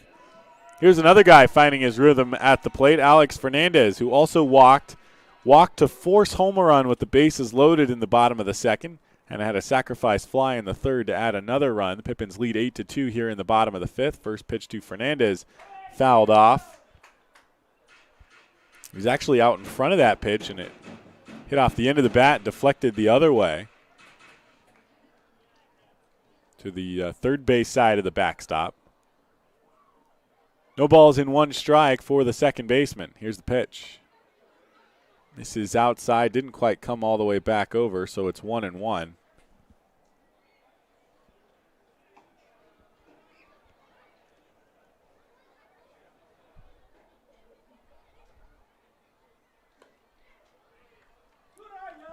That one misses up high, 2 balls and 1 strike.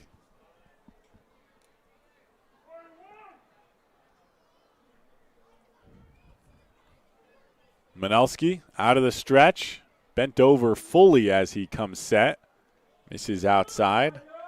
Kasperson setting up on the outside part of the plate, and Manelski with the submarine delivery has to bring that ball all the way across. So even though he may hit the glove on the outside corner, it's not over the plate when it crosses the strike zone. The 3-1, that one does catch the corner. And the count is full for Alex Fernandez.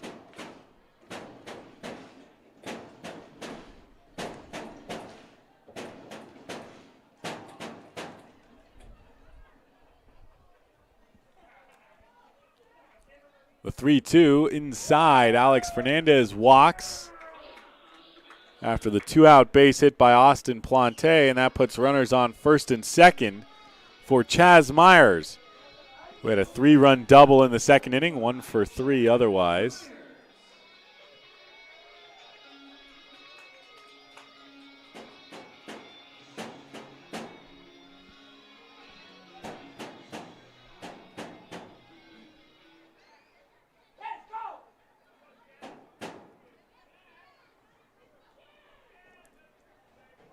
First pitch to Myers, a little bit too far inside. He'll take that for a ball.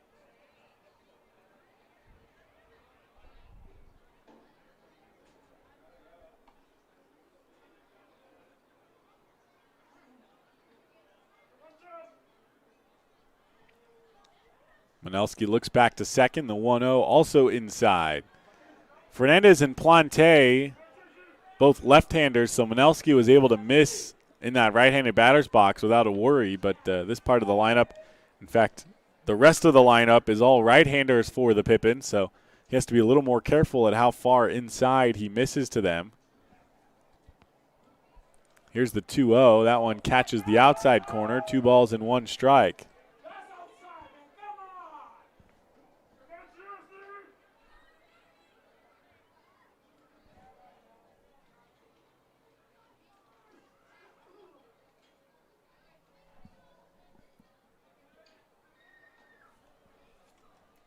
Two balls and 1 strike. Runners on first and second and 2 outs. The pitch does not come over the inside part of the plate. And so 3 balls and 1 strike. Manelski has struggled mightily with that particular corner. Inside to Myers, outside to the lefties, Plante and Fernandez. So here's the 3-1. They go back to the outside corner but miss low, and Myers walks to load the bases with 2 outs for Bryce Martin Grudzalonic.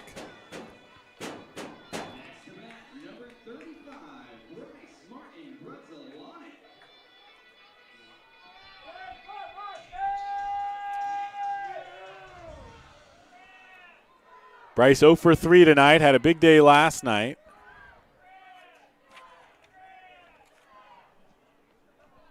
Couple of groundouts and a flyout for him. Looks to get his first hit. Be a good time to do it with the bases loaded and 2 outs here in the bottom of the 5th inning. First pitch on the outside corner for a called strike. Skylar Manelski, a line out to start this inning, and then struck out Chase Graves looking on a full count. But then Austin Plante singles up the middle, and Fernandez walks on a full count before Chaz Myers walks to load the bases. Here's the 0-1. Bryce thought about it but lays back, and it's 1-1 as he takes a ball down low. Couple of players heading out to the Highline bullpen. Pippins getting someone warm for the 6th. Bishop was given handshakes by the team and cheers from the fans who understood he was done for the day after 5. 1-1 pitch misses outside. 2 balls and 1 strike for the first baseman, Bryce Martin Grudzalonic. Looks like Peyton Stumbo will take over on the mound for the Pippins when we get into the 6th inning.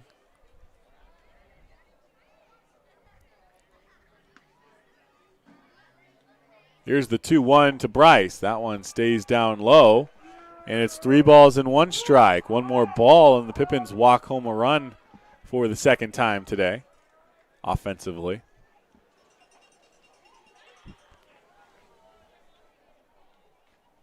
Bases loaded and 2 outs. Bottom of the 5th inning. Pippins lead 8-2. They haven't scored since the 3rd. Here's the 3-1, and swung at and fouled off by Bryce Martin Grudzalonic. He now has a full count. Austin Plante on third base. Likely going to take the same route that LeJoie did extra wide off the third base bag to make sure he's not in danger of getting hit by the bat or the baseball off the bat of Bryce Martin Grudzelanek as the runners take off. But Bryce calls time. Manelski taking his time on the mound. Hadn't even started getting set yet. Full count and 2 outs for Bryce Martin Grudzelanek. Manelski now set. Here's the payoff pitch outside, and he walks. And the merry-go-round begins for the Pippins here in the bottom of the 5th.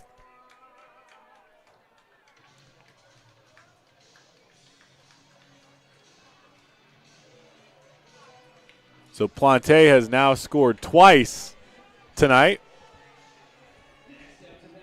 And Sam Olson bats for the 4th time. He's 2 for 3 with 2 doubles.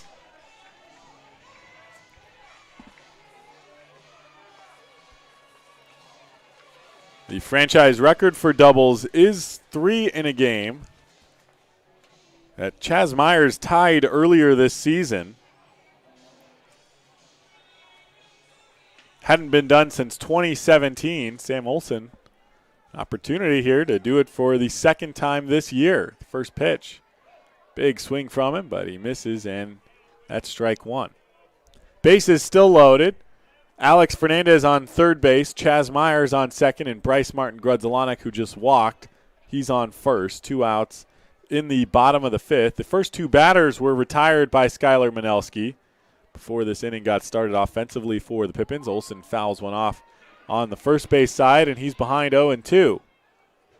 He had a 2-2 count in the other 2 doubles. Here's the 0-2 from Manelski, and out in front of it, swinging and missing, is Sam Olson. So the Pippins load the bases with 2 outs. They walk home a run, but nothing else after that. We head into the 6th. Pippins leading 9-2. We'll be right back. You tuned into Pippins Baseball on the Pippins Broadcast Network. Stay connected and let Perry Technical Institute provide you with essential skills to take your career to the next level. Perry Tech offers 14 specialized programs, from instrumentation and industrial automation to medical technologies, agricultural and diesel equipment technology, and professional truck driving. In as little as 5 weeks, you could be on your way to a new rewarding career. Call Perry Technical Institute today at 509-453-0374 or visit perrytech.edu. What has not traveling this last year really cost us? How about our peace of mind? It's time for a change of pace. Time to put aside the stress of the last year and get a new perspective with Fly YKM. Take back the time you lost and save time for what really matters. It's time for Fly YKM. Fly faster. Fly safer. Visit flyykm.com and connect to over 88 cities today.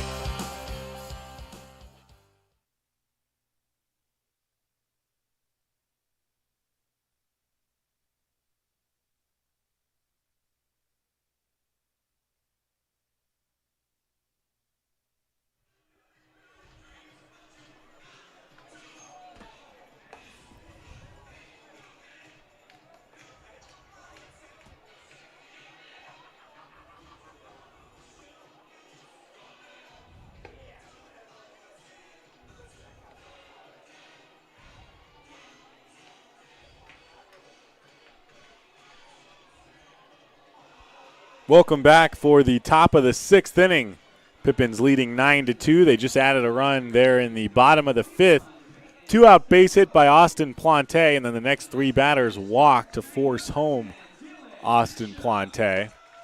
Peyton Stumbo takes over on the mound here in the 6th inning. Dylan Bishop, in 5 innings of work, allows just 4 hits, 2 runs. Both of them earned 1 walk and 3 strikeouts for him. A great outing for him to start the game for the Pippins. He leaves with a 9-2 lead.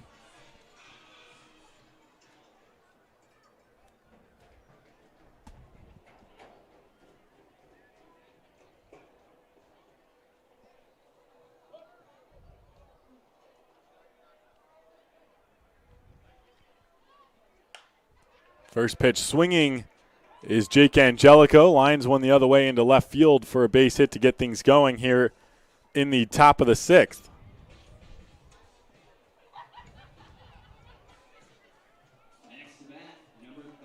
That'll bring Trey Hunt to the plate. 1 for 2 tonight. First hit of the night for Jake Angelico leads things off in the top of the 6th against Peyton Stumbo.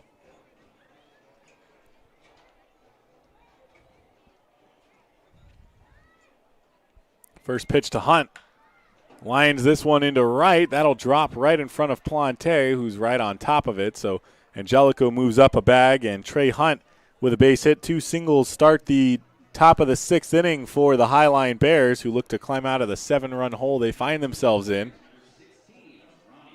Here's Ronnie Moss. Walked in his first plate appearance, struck out in his second.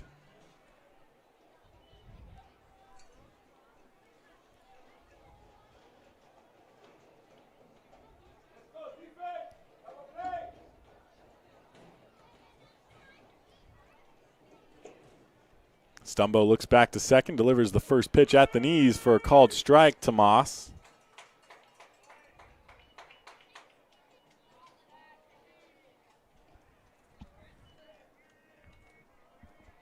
Runners on first and second, no outs here in the top of the 6th inning.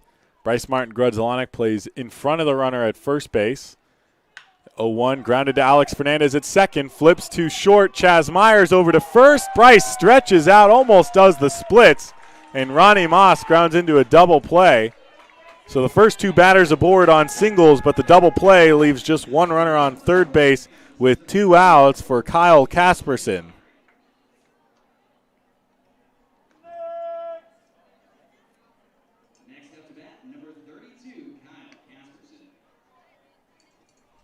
Casperson 1 for 2, base hit and a ground out for him. Highline Bears scored 2 runs in the top of the 2nd. No runs for them in any other inning of this game. Casperson takes the first pitch on the inside corner for a called strike.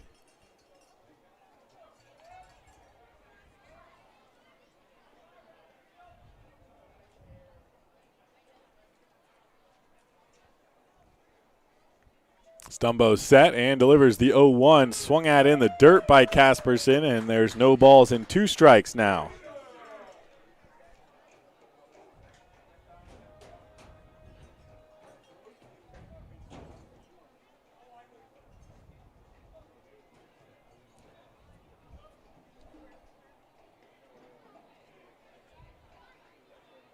Stumbo set. Here's the 0-2. Up high, and Casperson lays off. Aggressive secondary from Angelico on third base. Trying to make sure he can score if a ball gets away from Sam Olson.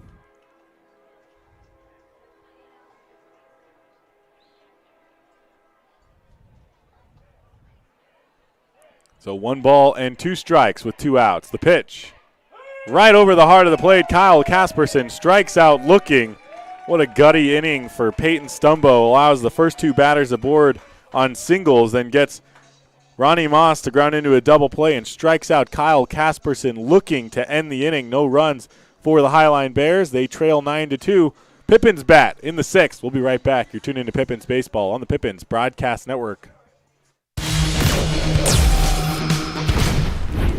Who knew it was so difficult to find the right bank? I know. It's so confusing.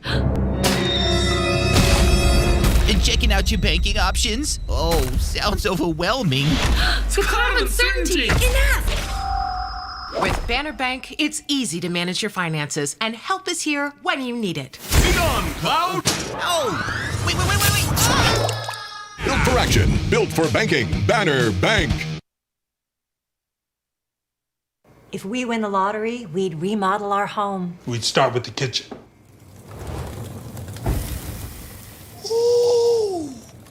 And out back is where the big trucks will go.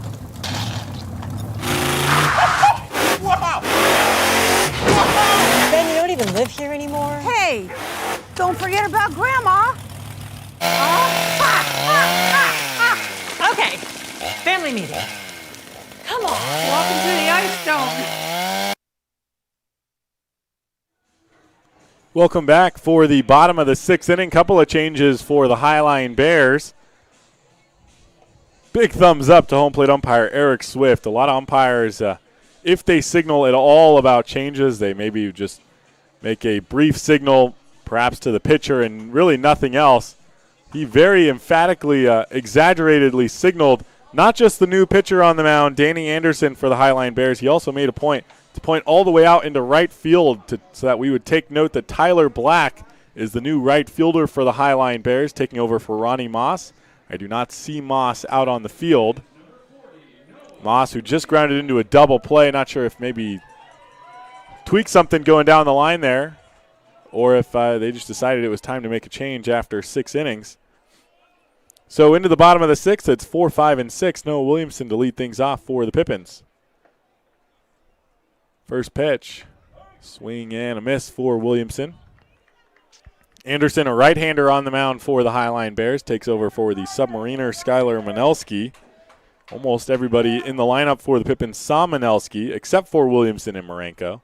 Here's the 0-1. Grounded bouncer into the Pippins dugout.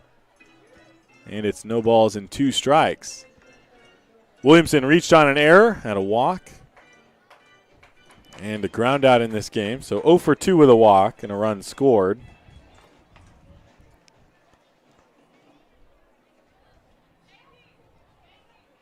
Here's the 0-2. That one popped up into right center. Tyler Black underneath it, and he'll make the catch.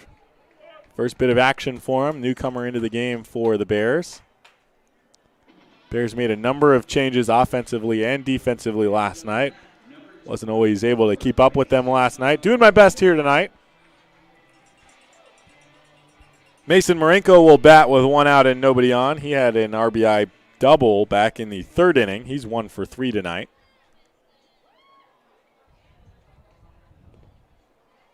First pitch bounces in for a ball.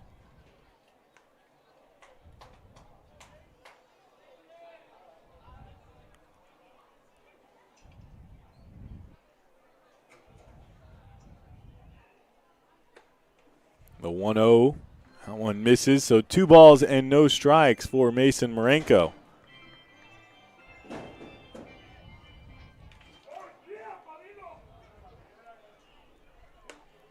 2-0, just misses off the inside corner, almost got it over. And Mason ahead 3-0.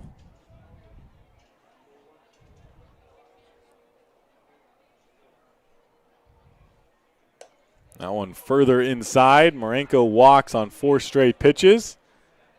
Highline might be sending the message down to the bullpen. Scott T. Pippin hanging out in the right field picnic deck.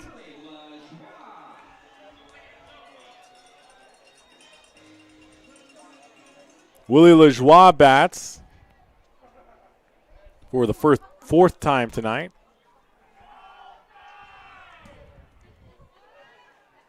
Big cheer from the Yakima fans. Ball 5, 5th ball in a row thrown by Danny Anderson after the 4-pitch walk to Mason Marenko. Lajoie, hard hit grounder. One hops the shortstop off of his glove. He can't pick it up in time to get an out anywhere on the base paths.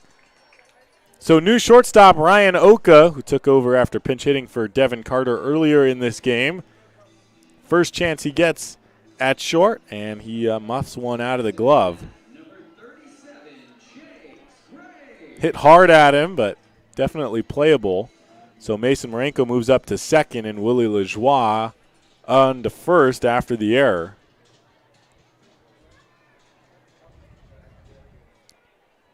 That'll bring Chase Graves to the plate. Base hit and a walk, as well as a strikeout.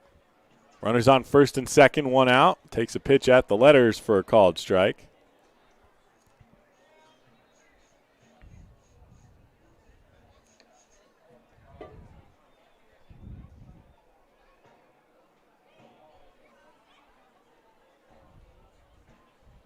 Here's the 0-1 pitch. That one inside. 1 ball and 1 strike for Chase Graves.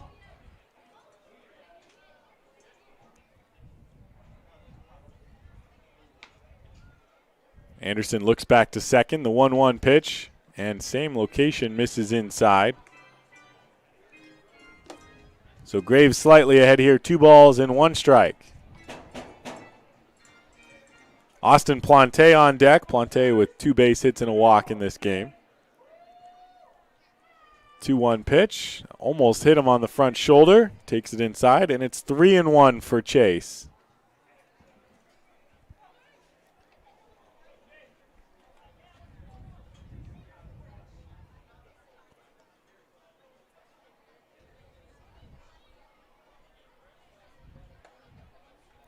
And takes another one up around his shoulder, so he walks on 5 pitches. Second walk issued by Danny Anderson here in his first inning of work, and that loads the bases with 1 out for Austin Plante. Plante, as I said, 2 base hits and a walk, has scored twice, has a RBI as well.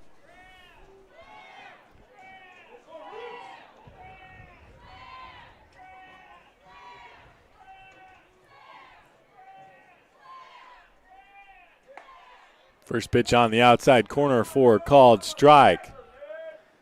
Plante gets his first hit since June 22nd last night. Tonight has 2 of them. Hitting the ball well now, finding open grass. Here's the 0-1. Grounder to the second baseman, fielded and to second. They turn to first, and Plante beats out the double play. So just 1 out on the play allows the run to score. Mason Marenko from third. Willie Lajoie moves up to third base. And out at second is Chase Graves. And Plante showing off the speed there from the left-hander. That was a hard hit ball at the second baseman. They had time to make that play, and he still was able to beat it out down the line.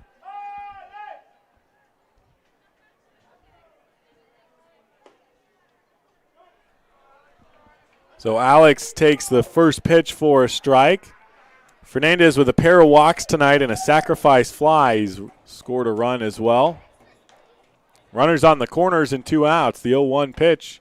Breaking ball, starts off outside, comes over the plate, back door, and it's in there. No balls and 2 strikes.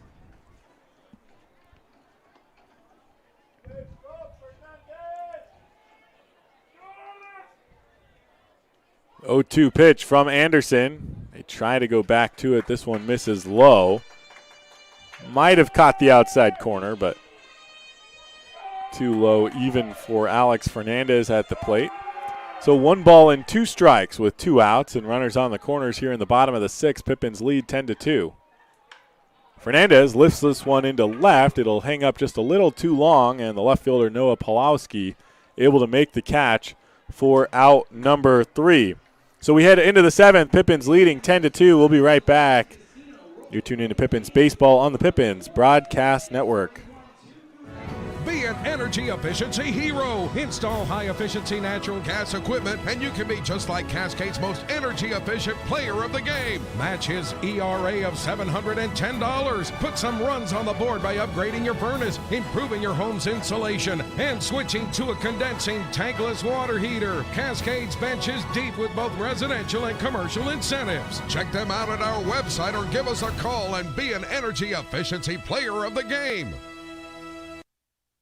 What's worse than standing in line at concessions? Now you can satisfy your appetite while remaining in your seat. With the mobile app Fan Food, you simply select Express Pickup and order your food. It is that simple. You deserve a VIP experience. Download Fan Food today.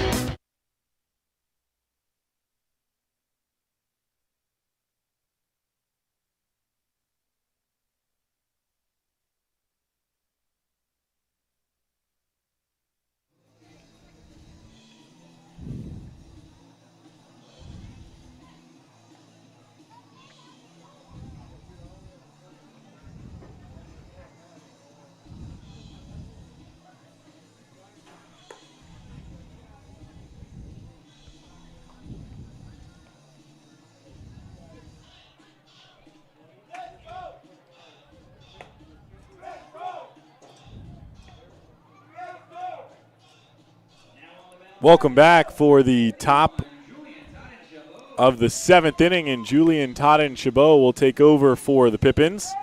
Peyton Stumbo in 1 inning gave up 2 base hits, then got Ronnie Moss to ground into a double play and Kyle Casperson to strike out looking.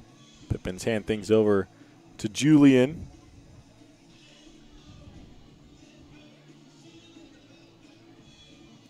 likely see 1 inning outings for the rest of this game. The only possible exception I could think of is if they decide to put Landon Shire into the game. They might have him throw 6 outs, as that's what he's generally called upon to do when we get back to West Coast League play. If they're going to throw him in a non-league game, it would probably be today, because they play tomorrow against the Highline Bears and then take off for Cowlitz on Friday. So if they want him to be available Friday, he would not be able to pitch tomorrow night. So that would be the only reason I could see Shire coming into the game, pitching possibly the 8th and 9th innings. Todd and Chabot on the mound for the Pippins here in the top of the 7th. He could also be asked to go more than 1 inning.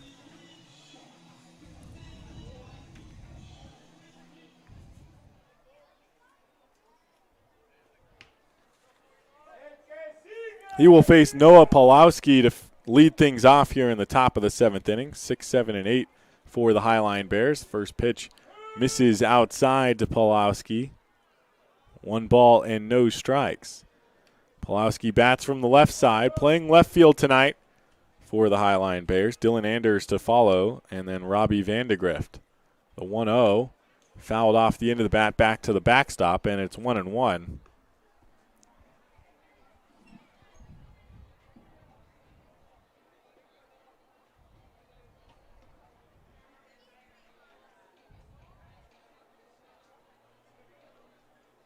The 1-1, they try to bite that outside corner, but just tails away.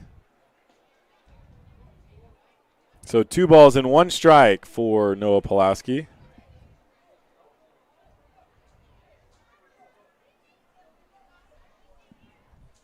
Here's the pitch. Popped up, third base side, foul territory. Over to it as Mason Marenko reaches up, but it falls on the other side of the netting. So 2 balls and 2 strikes for Noah Pawlowski here to lead things off in the top of the 7th inning.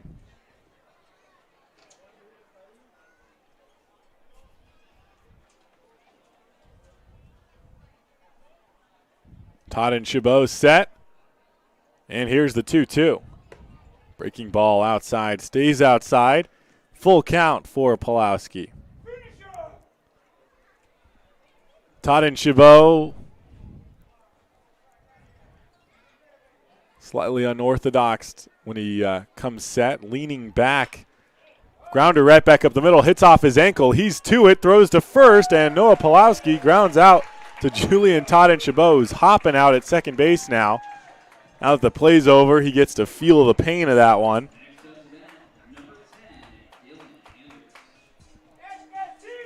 He wasted no time, found that ball, got over to it, and threw to first to get the out. And started hopping afterwards, but he looks okay. Nobody out to have a conversation with him, so he must have given them the thumbs up, and they believed him. So here's Dylan Anders. Bats with 1 out. First pitch, breaking ball that misses down low, 1-0. Anders with an RBI base hit and a strikeout so far today.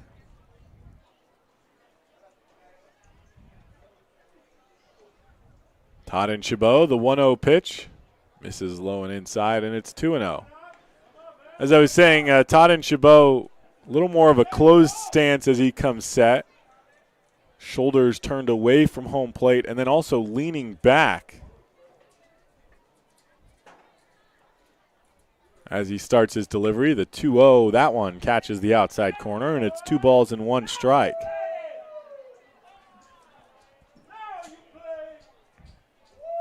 Robbie Vandegrift, the second baseman, on deck for the Highline Bears. Here's the 2-1. Swung at and missed by Anders. Count is even.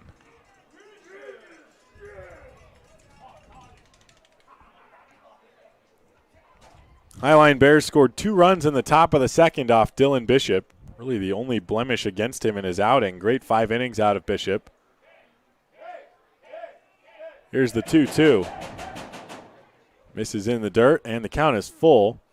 Outside of that, the Bears not only haven't scored a run, they had 2 runners on base at the same time just one other time after that second inning. It was in the 6th against Peyton Stumbo, but he induced a double play ball. Pippins scored 4 runs in the second, 4 runs in the third, and 1 in each of the 5th and 6th innings to take a 10-2 lead as Anders walks on a pitch up high with a full count.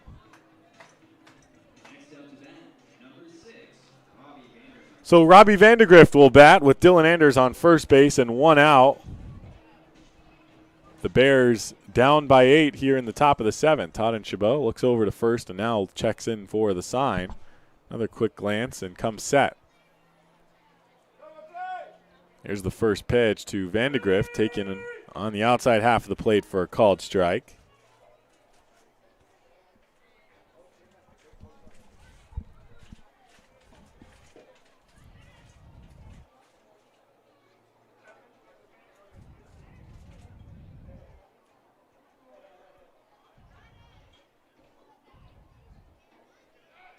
Throw over to first. Not in time. Anders slides in safely. One sliver of sunlight covering the first base bag right now. The rest of the field in shadows here in Yakima. Here's the 0-1 to Vandegrift. Checks his swing and takes a pitch down low for a ball.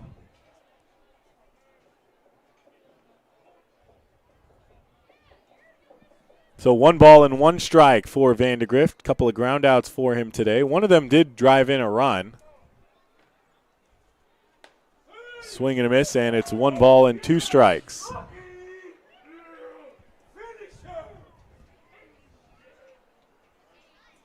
Runner on first base.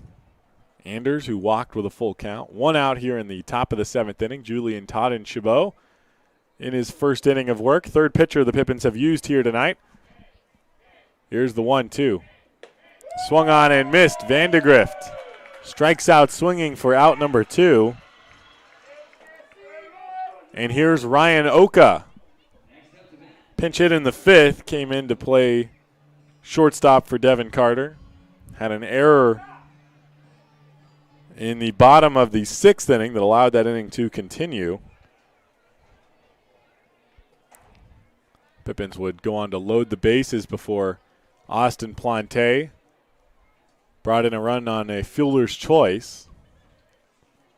Throw over to first. Almost got away from Bryce, but keeps it in the neighborhood at least. Ryan Oka, 2 outs, 1 runner on first base. The first pitch misses outside, and it's 1-0.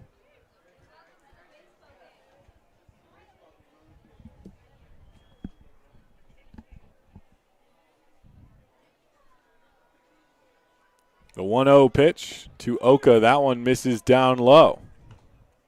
Todd and Chabot has gotten 2 out of 3 batters out so far. A couple of full counts for him along the way. Here's the 2-0 to Oka. They try to get that outside corner, just misses off the plate, and it's 3-0. Certainly hasn't been efficient with his pitches. More balls than strikes so far in this first inning. Here's the 3-0, and Oka takes at the letters for a called strike. He had taken off down the line, tossed his bat away. Now has to pick it up and step back in. Pippins come into these non-league games still on top of the North Division, where they've been for every day of the season except for one so far. 3-1 up high, swung at and missed. Olsen throws down to second as Dylan Anders was stealing on the play. Olsen overthrows second base into center field, but Anders stays at second. So it's a full count for Ryan Oka on the hit and run. If it hadn't been a hit and run, he would have laid off the pitch and walked. But Anders steals second.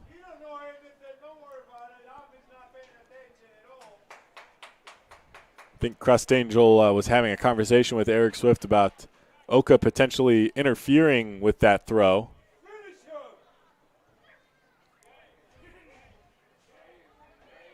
Here's the 3-2.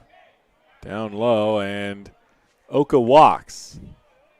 So So doesn't walk on the 3-1 because of the hit and run, but does walk with the full count. So the top of the order, Nate Blocker will bat with 2 outs and 2 on. Runners on first and second base. Dylan Anders on second and Ryan Oak on first. They both walked to get there. First batter of the inning, Noah Pulowski, hit a grounder back to the mound that bounced off the ankle of Todd and Chabot. He picked up the ball and threw Pulowski out at first, and Robbie Vandegrift struck out swinging. Fly ball in the infield. Alex Fernandez onto the grass to make the catch, and he does. That's out number 3. So 2 runners aboard for the Highline Bears here in the 7th, but no runs across. They haven't scored since the second inning. And the Pippins lead 10-2. Time to stretch in Yakima. We'll be right back. You're tuned in to Pippins Baseball on the Pippins Broadcast Network.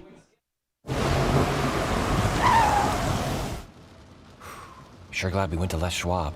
I'm glad the baby's still happy. Well, I'm just glad that along with tires, Les Schwab also does brakes, alignment, and a bunch of other safety services. I mean, if we'd gone to a cheap tire store instead, I'd be a doggone wreck. My thoughts exactly. Les Schwab Tires. Proud to be ranked #1 in overall customer satisfaction for aftermarket tire replacement by J.D. Power 2 years in a row. Our staff loves baseball, and we know how to match you with the perfect vehicle that fits your baseball lifestyle. We know that you'd rather be getting ready to head to the field or the big game, so we make sure you have the most efficient and stress-free experience as possible. So if you're a baseball fan in the market this month for a newer vehicle, go online or give us a call so that you can set up a time for you to experience our easy and upfront pricing and our hands-on trade-in process that will really ensure you have a great experience and get a great value while shopping with us. Harvest Auto, where we're happy to support you and the activities you love.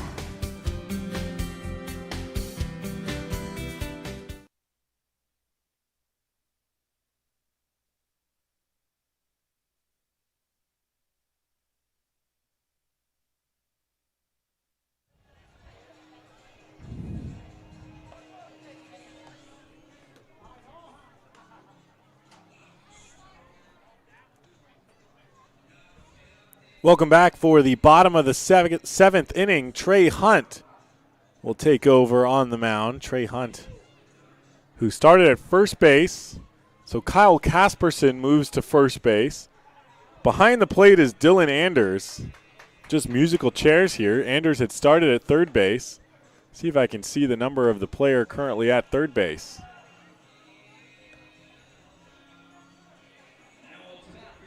Okay, not Dylan Anders behind the plate.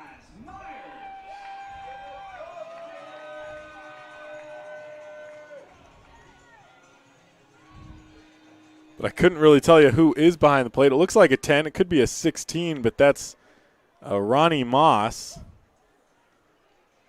So a number of positional changes for the Highline Bears leads to Trey Hunt pitching here in the bottom of the 7th. Chaz Myers leads things off. For the Pippins, top of the order, he takes the first pitch up high for a called ball.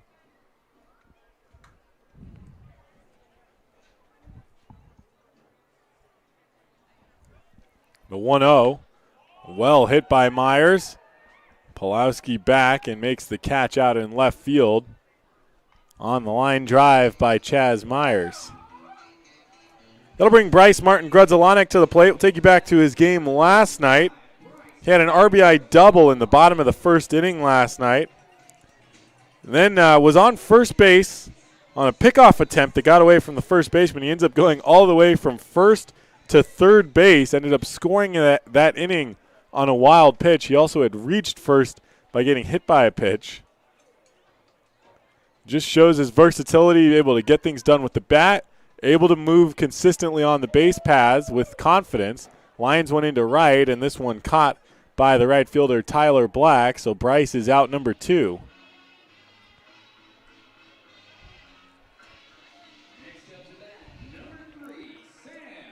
And that'll bring Sam Olson to the plate.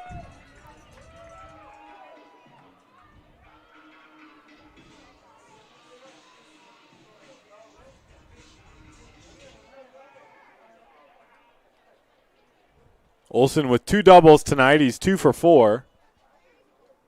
Here's the first pitch. Misses low and away, gets past the catcher. So 1-0.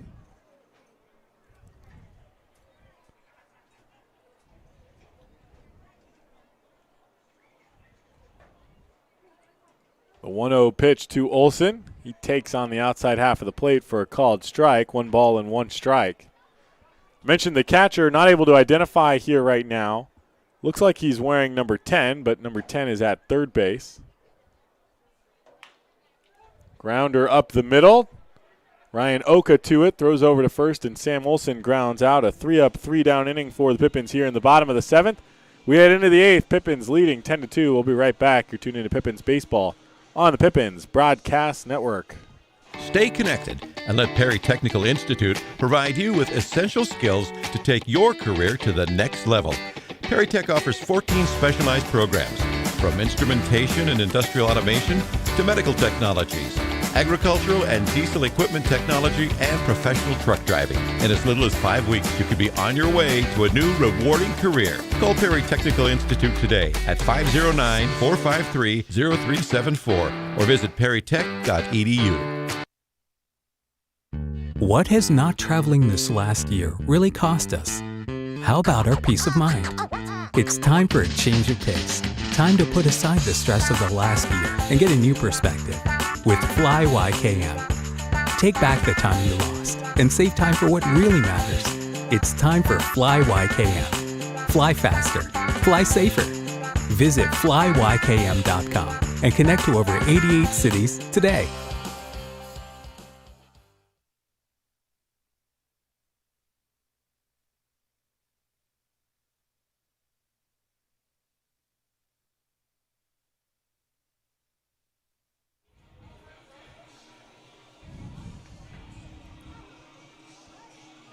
Welcome back for the top of the 8th inning.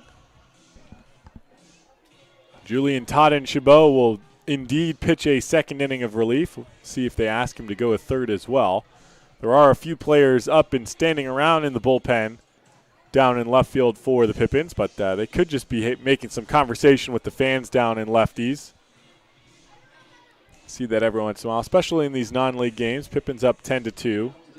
A couple of players whose days are done or have an off day will head down to chat, meet some fans.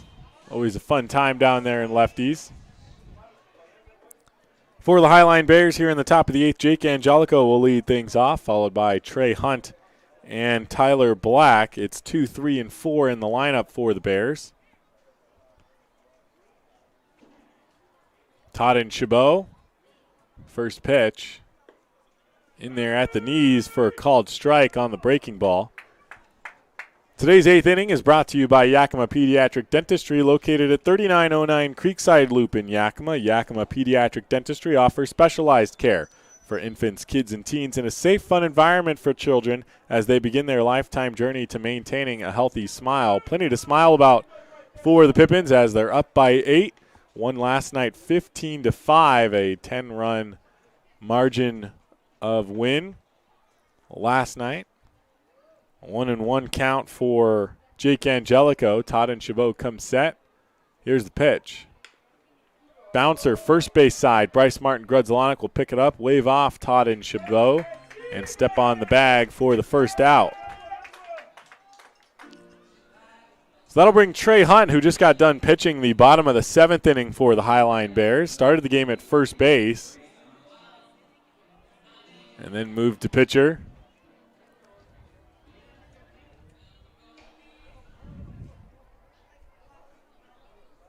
If we get far enough into this inning, I guess we'll see who steps out.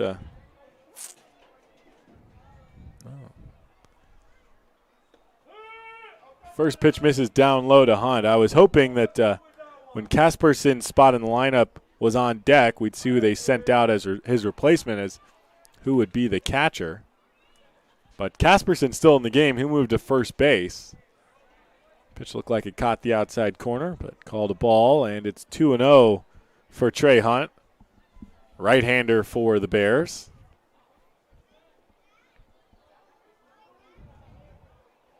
Hunt had a base hit with 2 outs in the first inning. He was thrown out at second, trying to stretch it into a double. 2-0 misses low and inside. Todd and Chabot got the first out of the inning last inning before walking a batter, then struck out the next batter and walked another one. Here's the 3-0, and so far repeating the pattern here in the top of the eighth. 4-pitch walk issued to Trey Hunt. So Tyler Black will bat for the first time tonight. Ronnie Moss hit in the top of the sixth inning, and then in the bottom of the sixth was replaced out in right field by Tyler Black. So this is the first time Black has stepped to the plate. Does so with a runner on first base and one out here in the top of the eighth inning.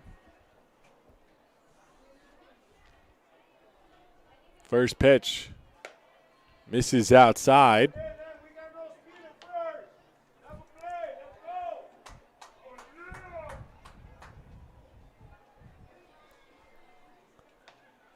Black hits from the right side. Right-hander Julian Todd and Chabot. I believe Weston Janev's throwing in the bullpen right now. 1-0 popped up out of play by Tyler Black, and it's 1-1. Janev's threw 3 innings last night, so likely just getting some work off of the mound day after his start.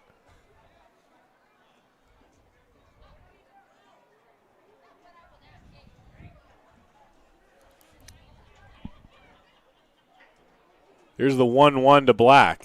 Taken at the knees for a called strike. And it's 1-2.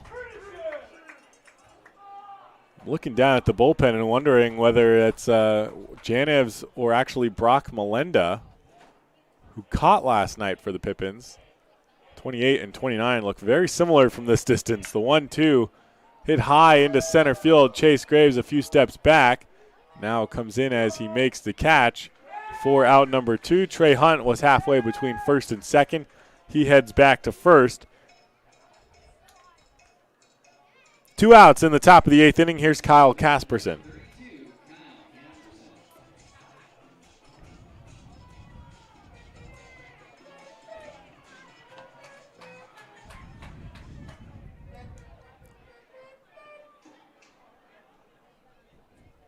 Runner on first base.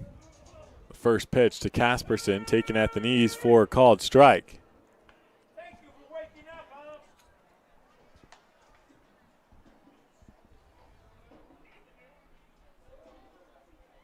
Todd and Chabot set. The 0-1 pulls back the swing and takes up high for a ball. It's 1-1. Casperson 1 for 3 tonight. Singled back in the second inning. Scored the second run of the game for the Bears. That's the last time they scored. Ground out and a strikeout otherwise for him. Here's the 1-1.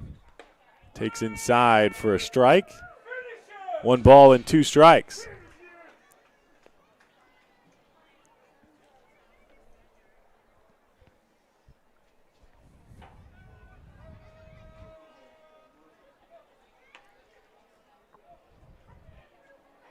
Todd and Chabot set. Here's the 1-2.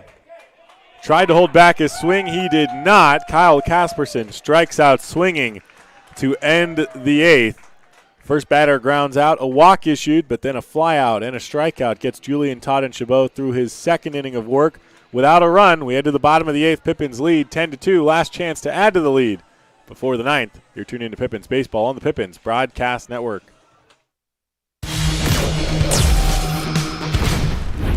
Who knew it was so difficult to find the right bank? I know. It's so confusing. And checking out your banking options? Oh, sounds overwhelming. Secure uncertainty. Enough! With Banner Bank, it's easy to manage your finances, and help is here when you need it. Be gone, Cloud! Oh! Wait! Built for action, built for banking. Banner Bank. If we win the lottery, we'd remodel our home. We'd start with the kitchen. Ooh. And out back is where the big trucks will go. Wow! Ben, you don't even live here anymore? Hey, don't forget about Grandma. Okay, family meeting. Come on, walking through the ice dome.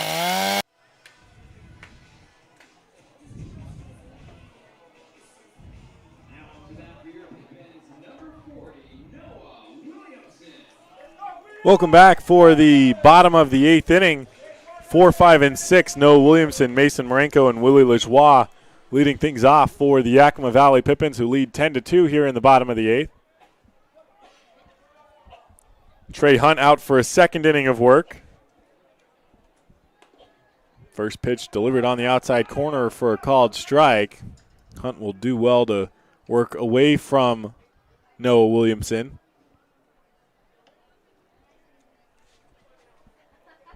Here's the 0-1. And Williamson hits this one high to center field. Too high, won't go deep enough, and the center fielder Jake Angelico over to make the catch in right center for out number 1. And they gave him a pitch to punish, and Williamson got lumber on it, but just got a little too underneath it. Don't want to waste all the home runs in non-league play anyways. Here's Mason Marenko with one out and nobody on. First pitch swinging, pops one up first base side, out of play. And it's 0-1. Marenko 1 for 3, RBI double and a walk for him. 2 runs scored today. Here's the 0-1. Swings and misses at a pitch down low. It's 0-2. Trey Hunt not necessarily throwing overpowering stuff, but is able to locate his pitches. He's changing locations in and out, up and down. Goes a little bit slower at times, brings in a changeup, and Pippins hitters are having a little bit of trouble with it. Misses away, 1-2.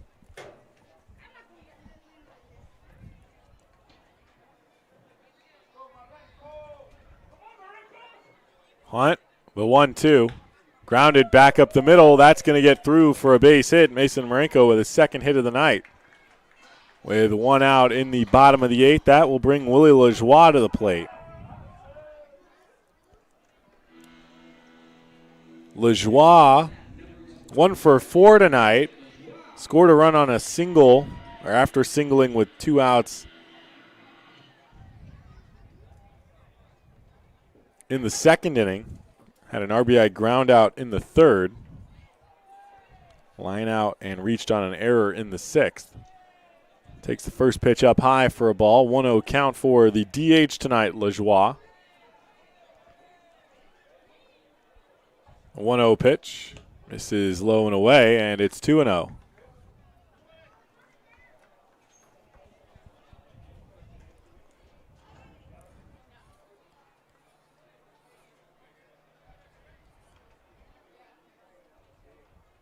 Hunt delivers, popped up out of play first base side, and it's 2-1.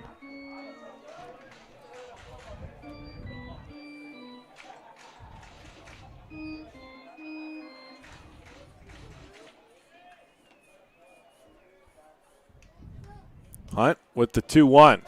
That one catches the low outside corner. Count is even for Lajoie.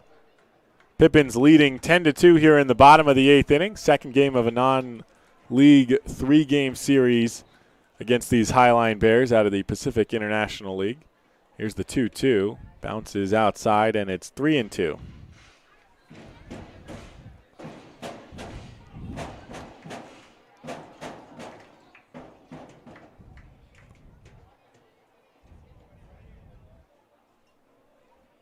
Payoff pitch to Lajoie.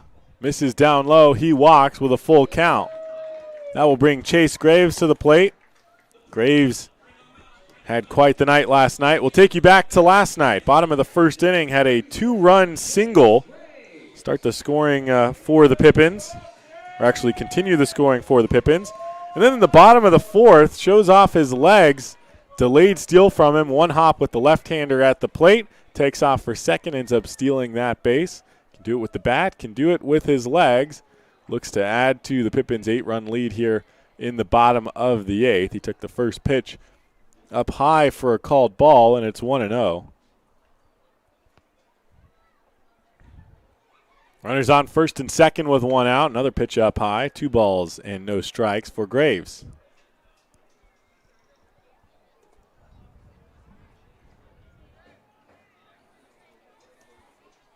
Trey Hunt working out of the stretch.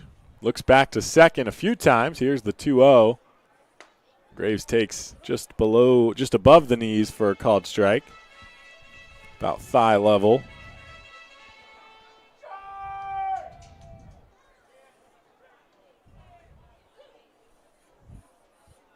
Here's the 2-1.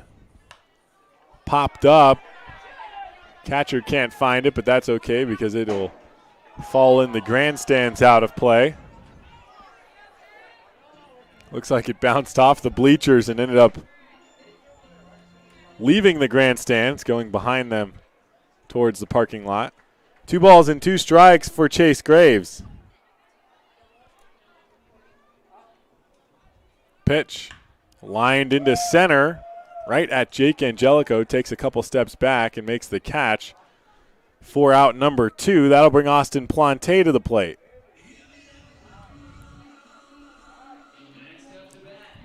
Plante 2 for 3 tonight, 2 base hits, a walk, reached on a fielder's choice as well. Fielder's choice brought in a run. Bats with runners on first and second and 2 outs here in the bottom of the 8th. First pitch. Swung at and bouncer back to the first base side of the backstop.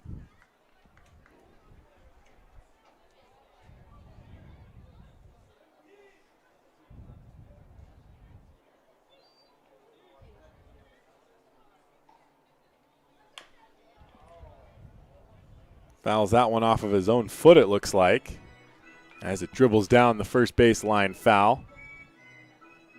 So no balls and 2 strikes.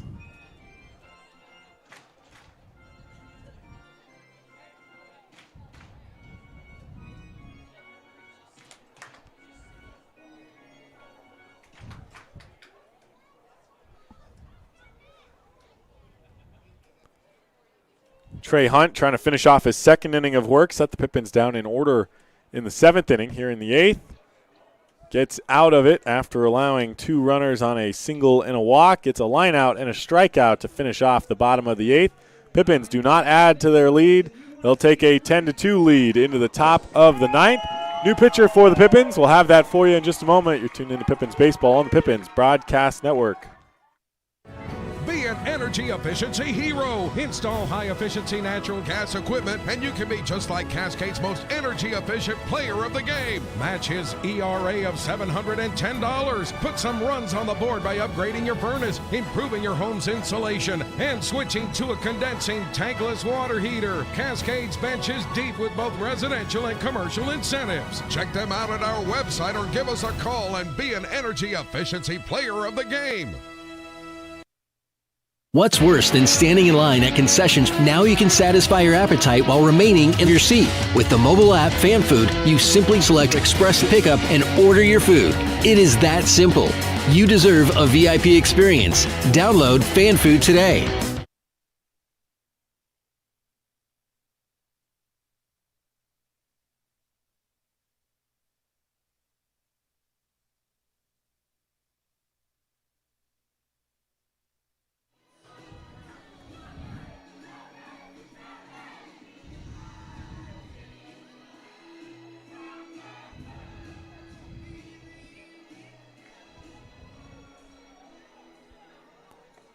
So it is Brock Melenda who takes over for the Pippins in the top of the 9th inning. Melenda, who joined the team last night and started at catcher, now makes his first appearance on the mound for the Pippins. Here in the 2nd game with them, 2nd game of non-league action. Melenda expected to be with the team through Sunday at a minimum. I don't know whether he will be asked to stay any longer, but he was brought on to help provide coverage behind the plate. Michael Carpentier Jr. away from the team for this week. And Sam Olson, who I believe will be away from the team for a few days. this weekend. So Melenda brought in to help make sure the Pippins have all the catchers they need. That would leave just Blake Dickman without Melenda being here. And Melenda also being asked, I guess, to help out of the bullpen, helping to save an arm. Get him some action here on the mound in non-league games in case they need him on the mound in Cowlitz this weekend as well. He will face Noah Pulowski, Dylan Anders, and Robbie Vandergrift to lead things off, or at least those spots in the lineup. And those guys do appear to be on the warning track in the on-deck circle, both hitters in the on-deck circle. First pitch taken up high by Pulowski. Pulowski with a start in left field, strikeout and 2 groundouts, both of them back to the pitcher. The latest one was off the foot of Julian Todd and Chabot that he scrambled to, picked up and threw to first for the out. Fouls one off, and it's 1-1 for Pulowski. Tonight's 9th inning is brought to you by the Yakima Herald Republic. For the best sports coverage in the Yakima Valley, subscribe to the Yakima Herald Republic, either in print or online. You can subscribe by calling 577-7755. The Yakima Herald Republic, they tell the Pippins stories. It's been all Pippins pretty much the entire game here tonight, as it was for almost the entire game last night. The 1-2 to Pulowski misses up high. He had tried to hold up a swing on the 1-1 pitch, but did not. Swung at a pitch high to go down 1-2. So here's the 2-2. Popped up, third base side, foul, and will it go out of play? Mason Marenko near the wall and makes the catch for out number 1. That part of the field obstructed by the netting from my view. But Mason Marenko makes the catch for out number 1. And Melenda 2 outs away. Dylan Anders will bat. Got the start at third base tonight. Anders is 1 for 2, base hit, strikeout, and a walk for him. Takes a pitch right above the letters for a called ball, and it's 1-0.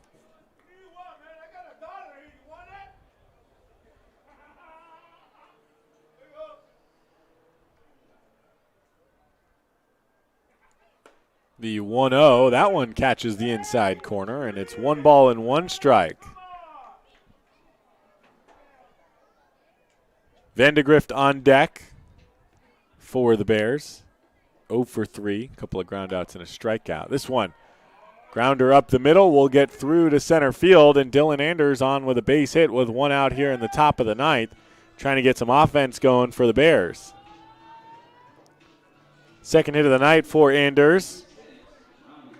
And that brings Robbie Vandergrift to the plate.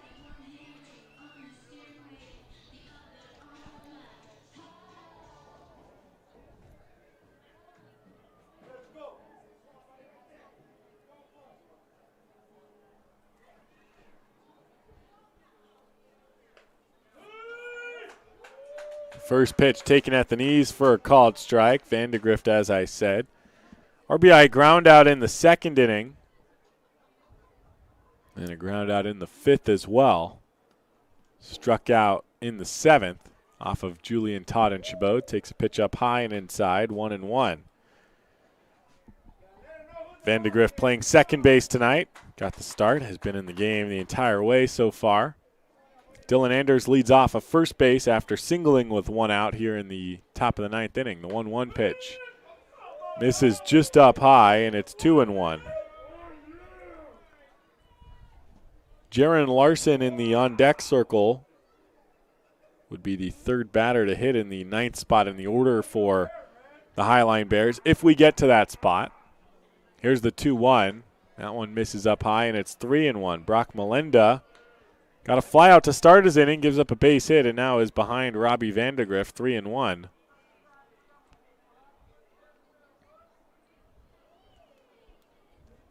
Produced a solid day behind the plate last night. Looking to pitch a scoreless 9th, and well, Vandegrift was pretty confident that was going to be a ball. I wasn't so sure, but it is called a ball. So runners on first and second and one out, and Jaron Larson will pinch hit.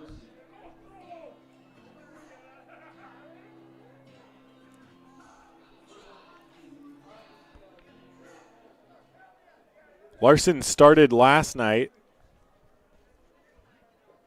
He went 0 for 2. He lined into a double play and also struck out. But he was also hit by a pitch and took a walk and scored both times he reached that way. Takes a first pitch strike on the outside corner. No balls and one strike. One out here in the top of the ninth inning. Runners on first and second. Bryce Martin Grudzelanek at first base plays in front of the runner. Another pitch on the outside corner taken for a strike. Jaron Larson behind 0-2.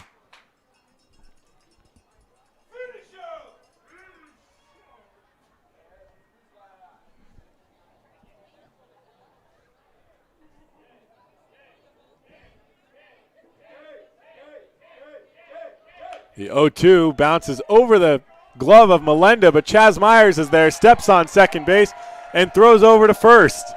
So Brock Melenda induces the double play ball.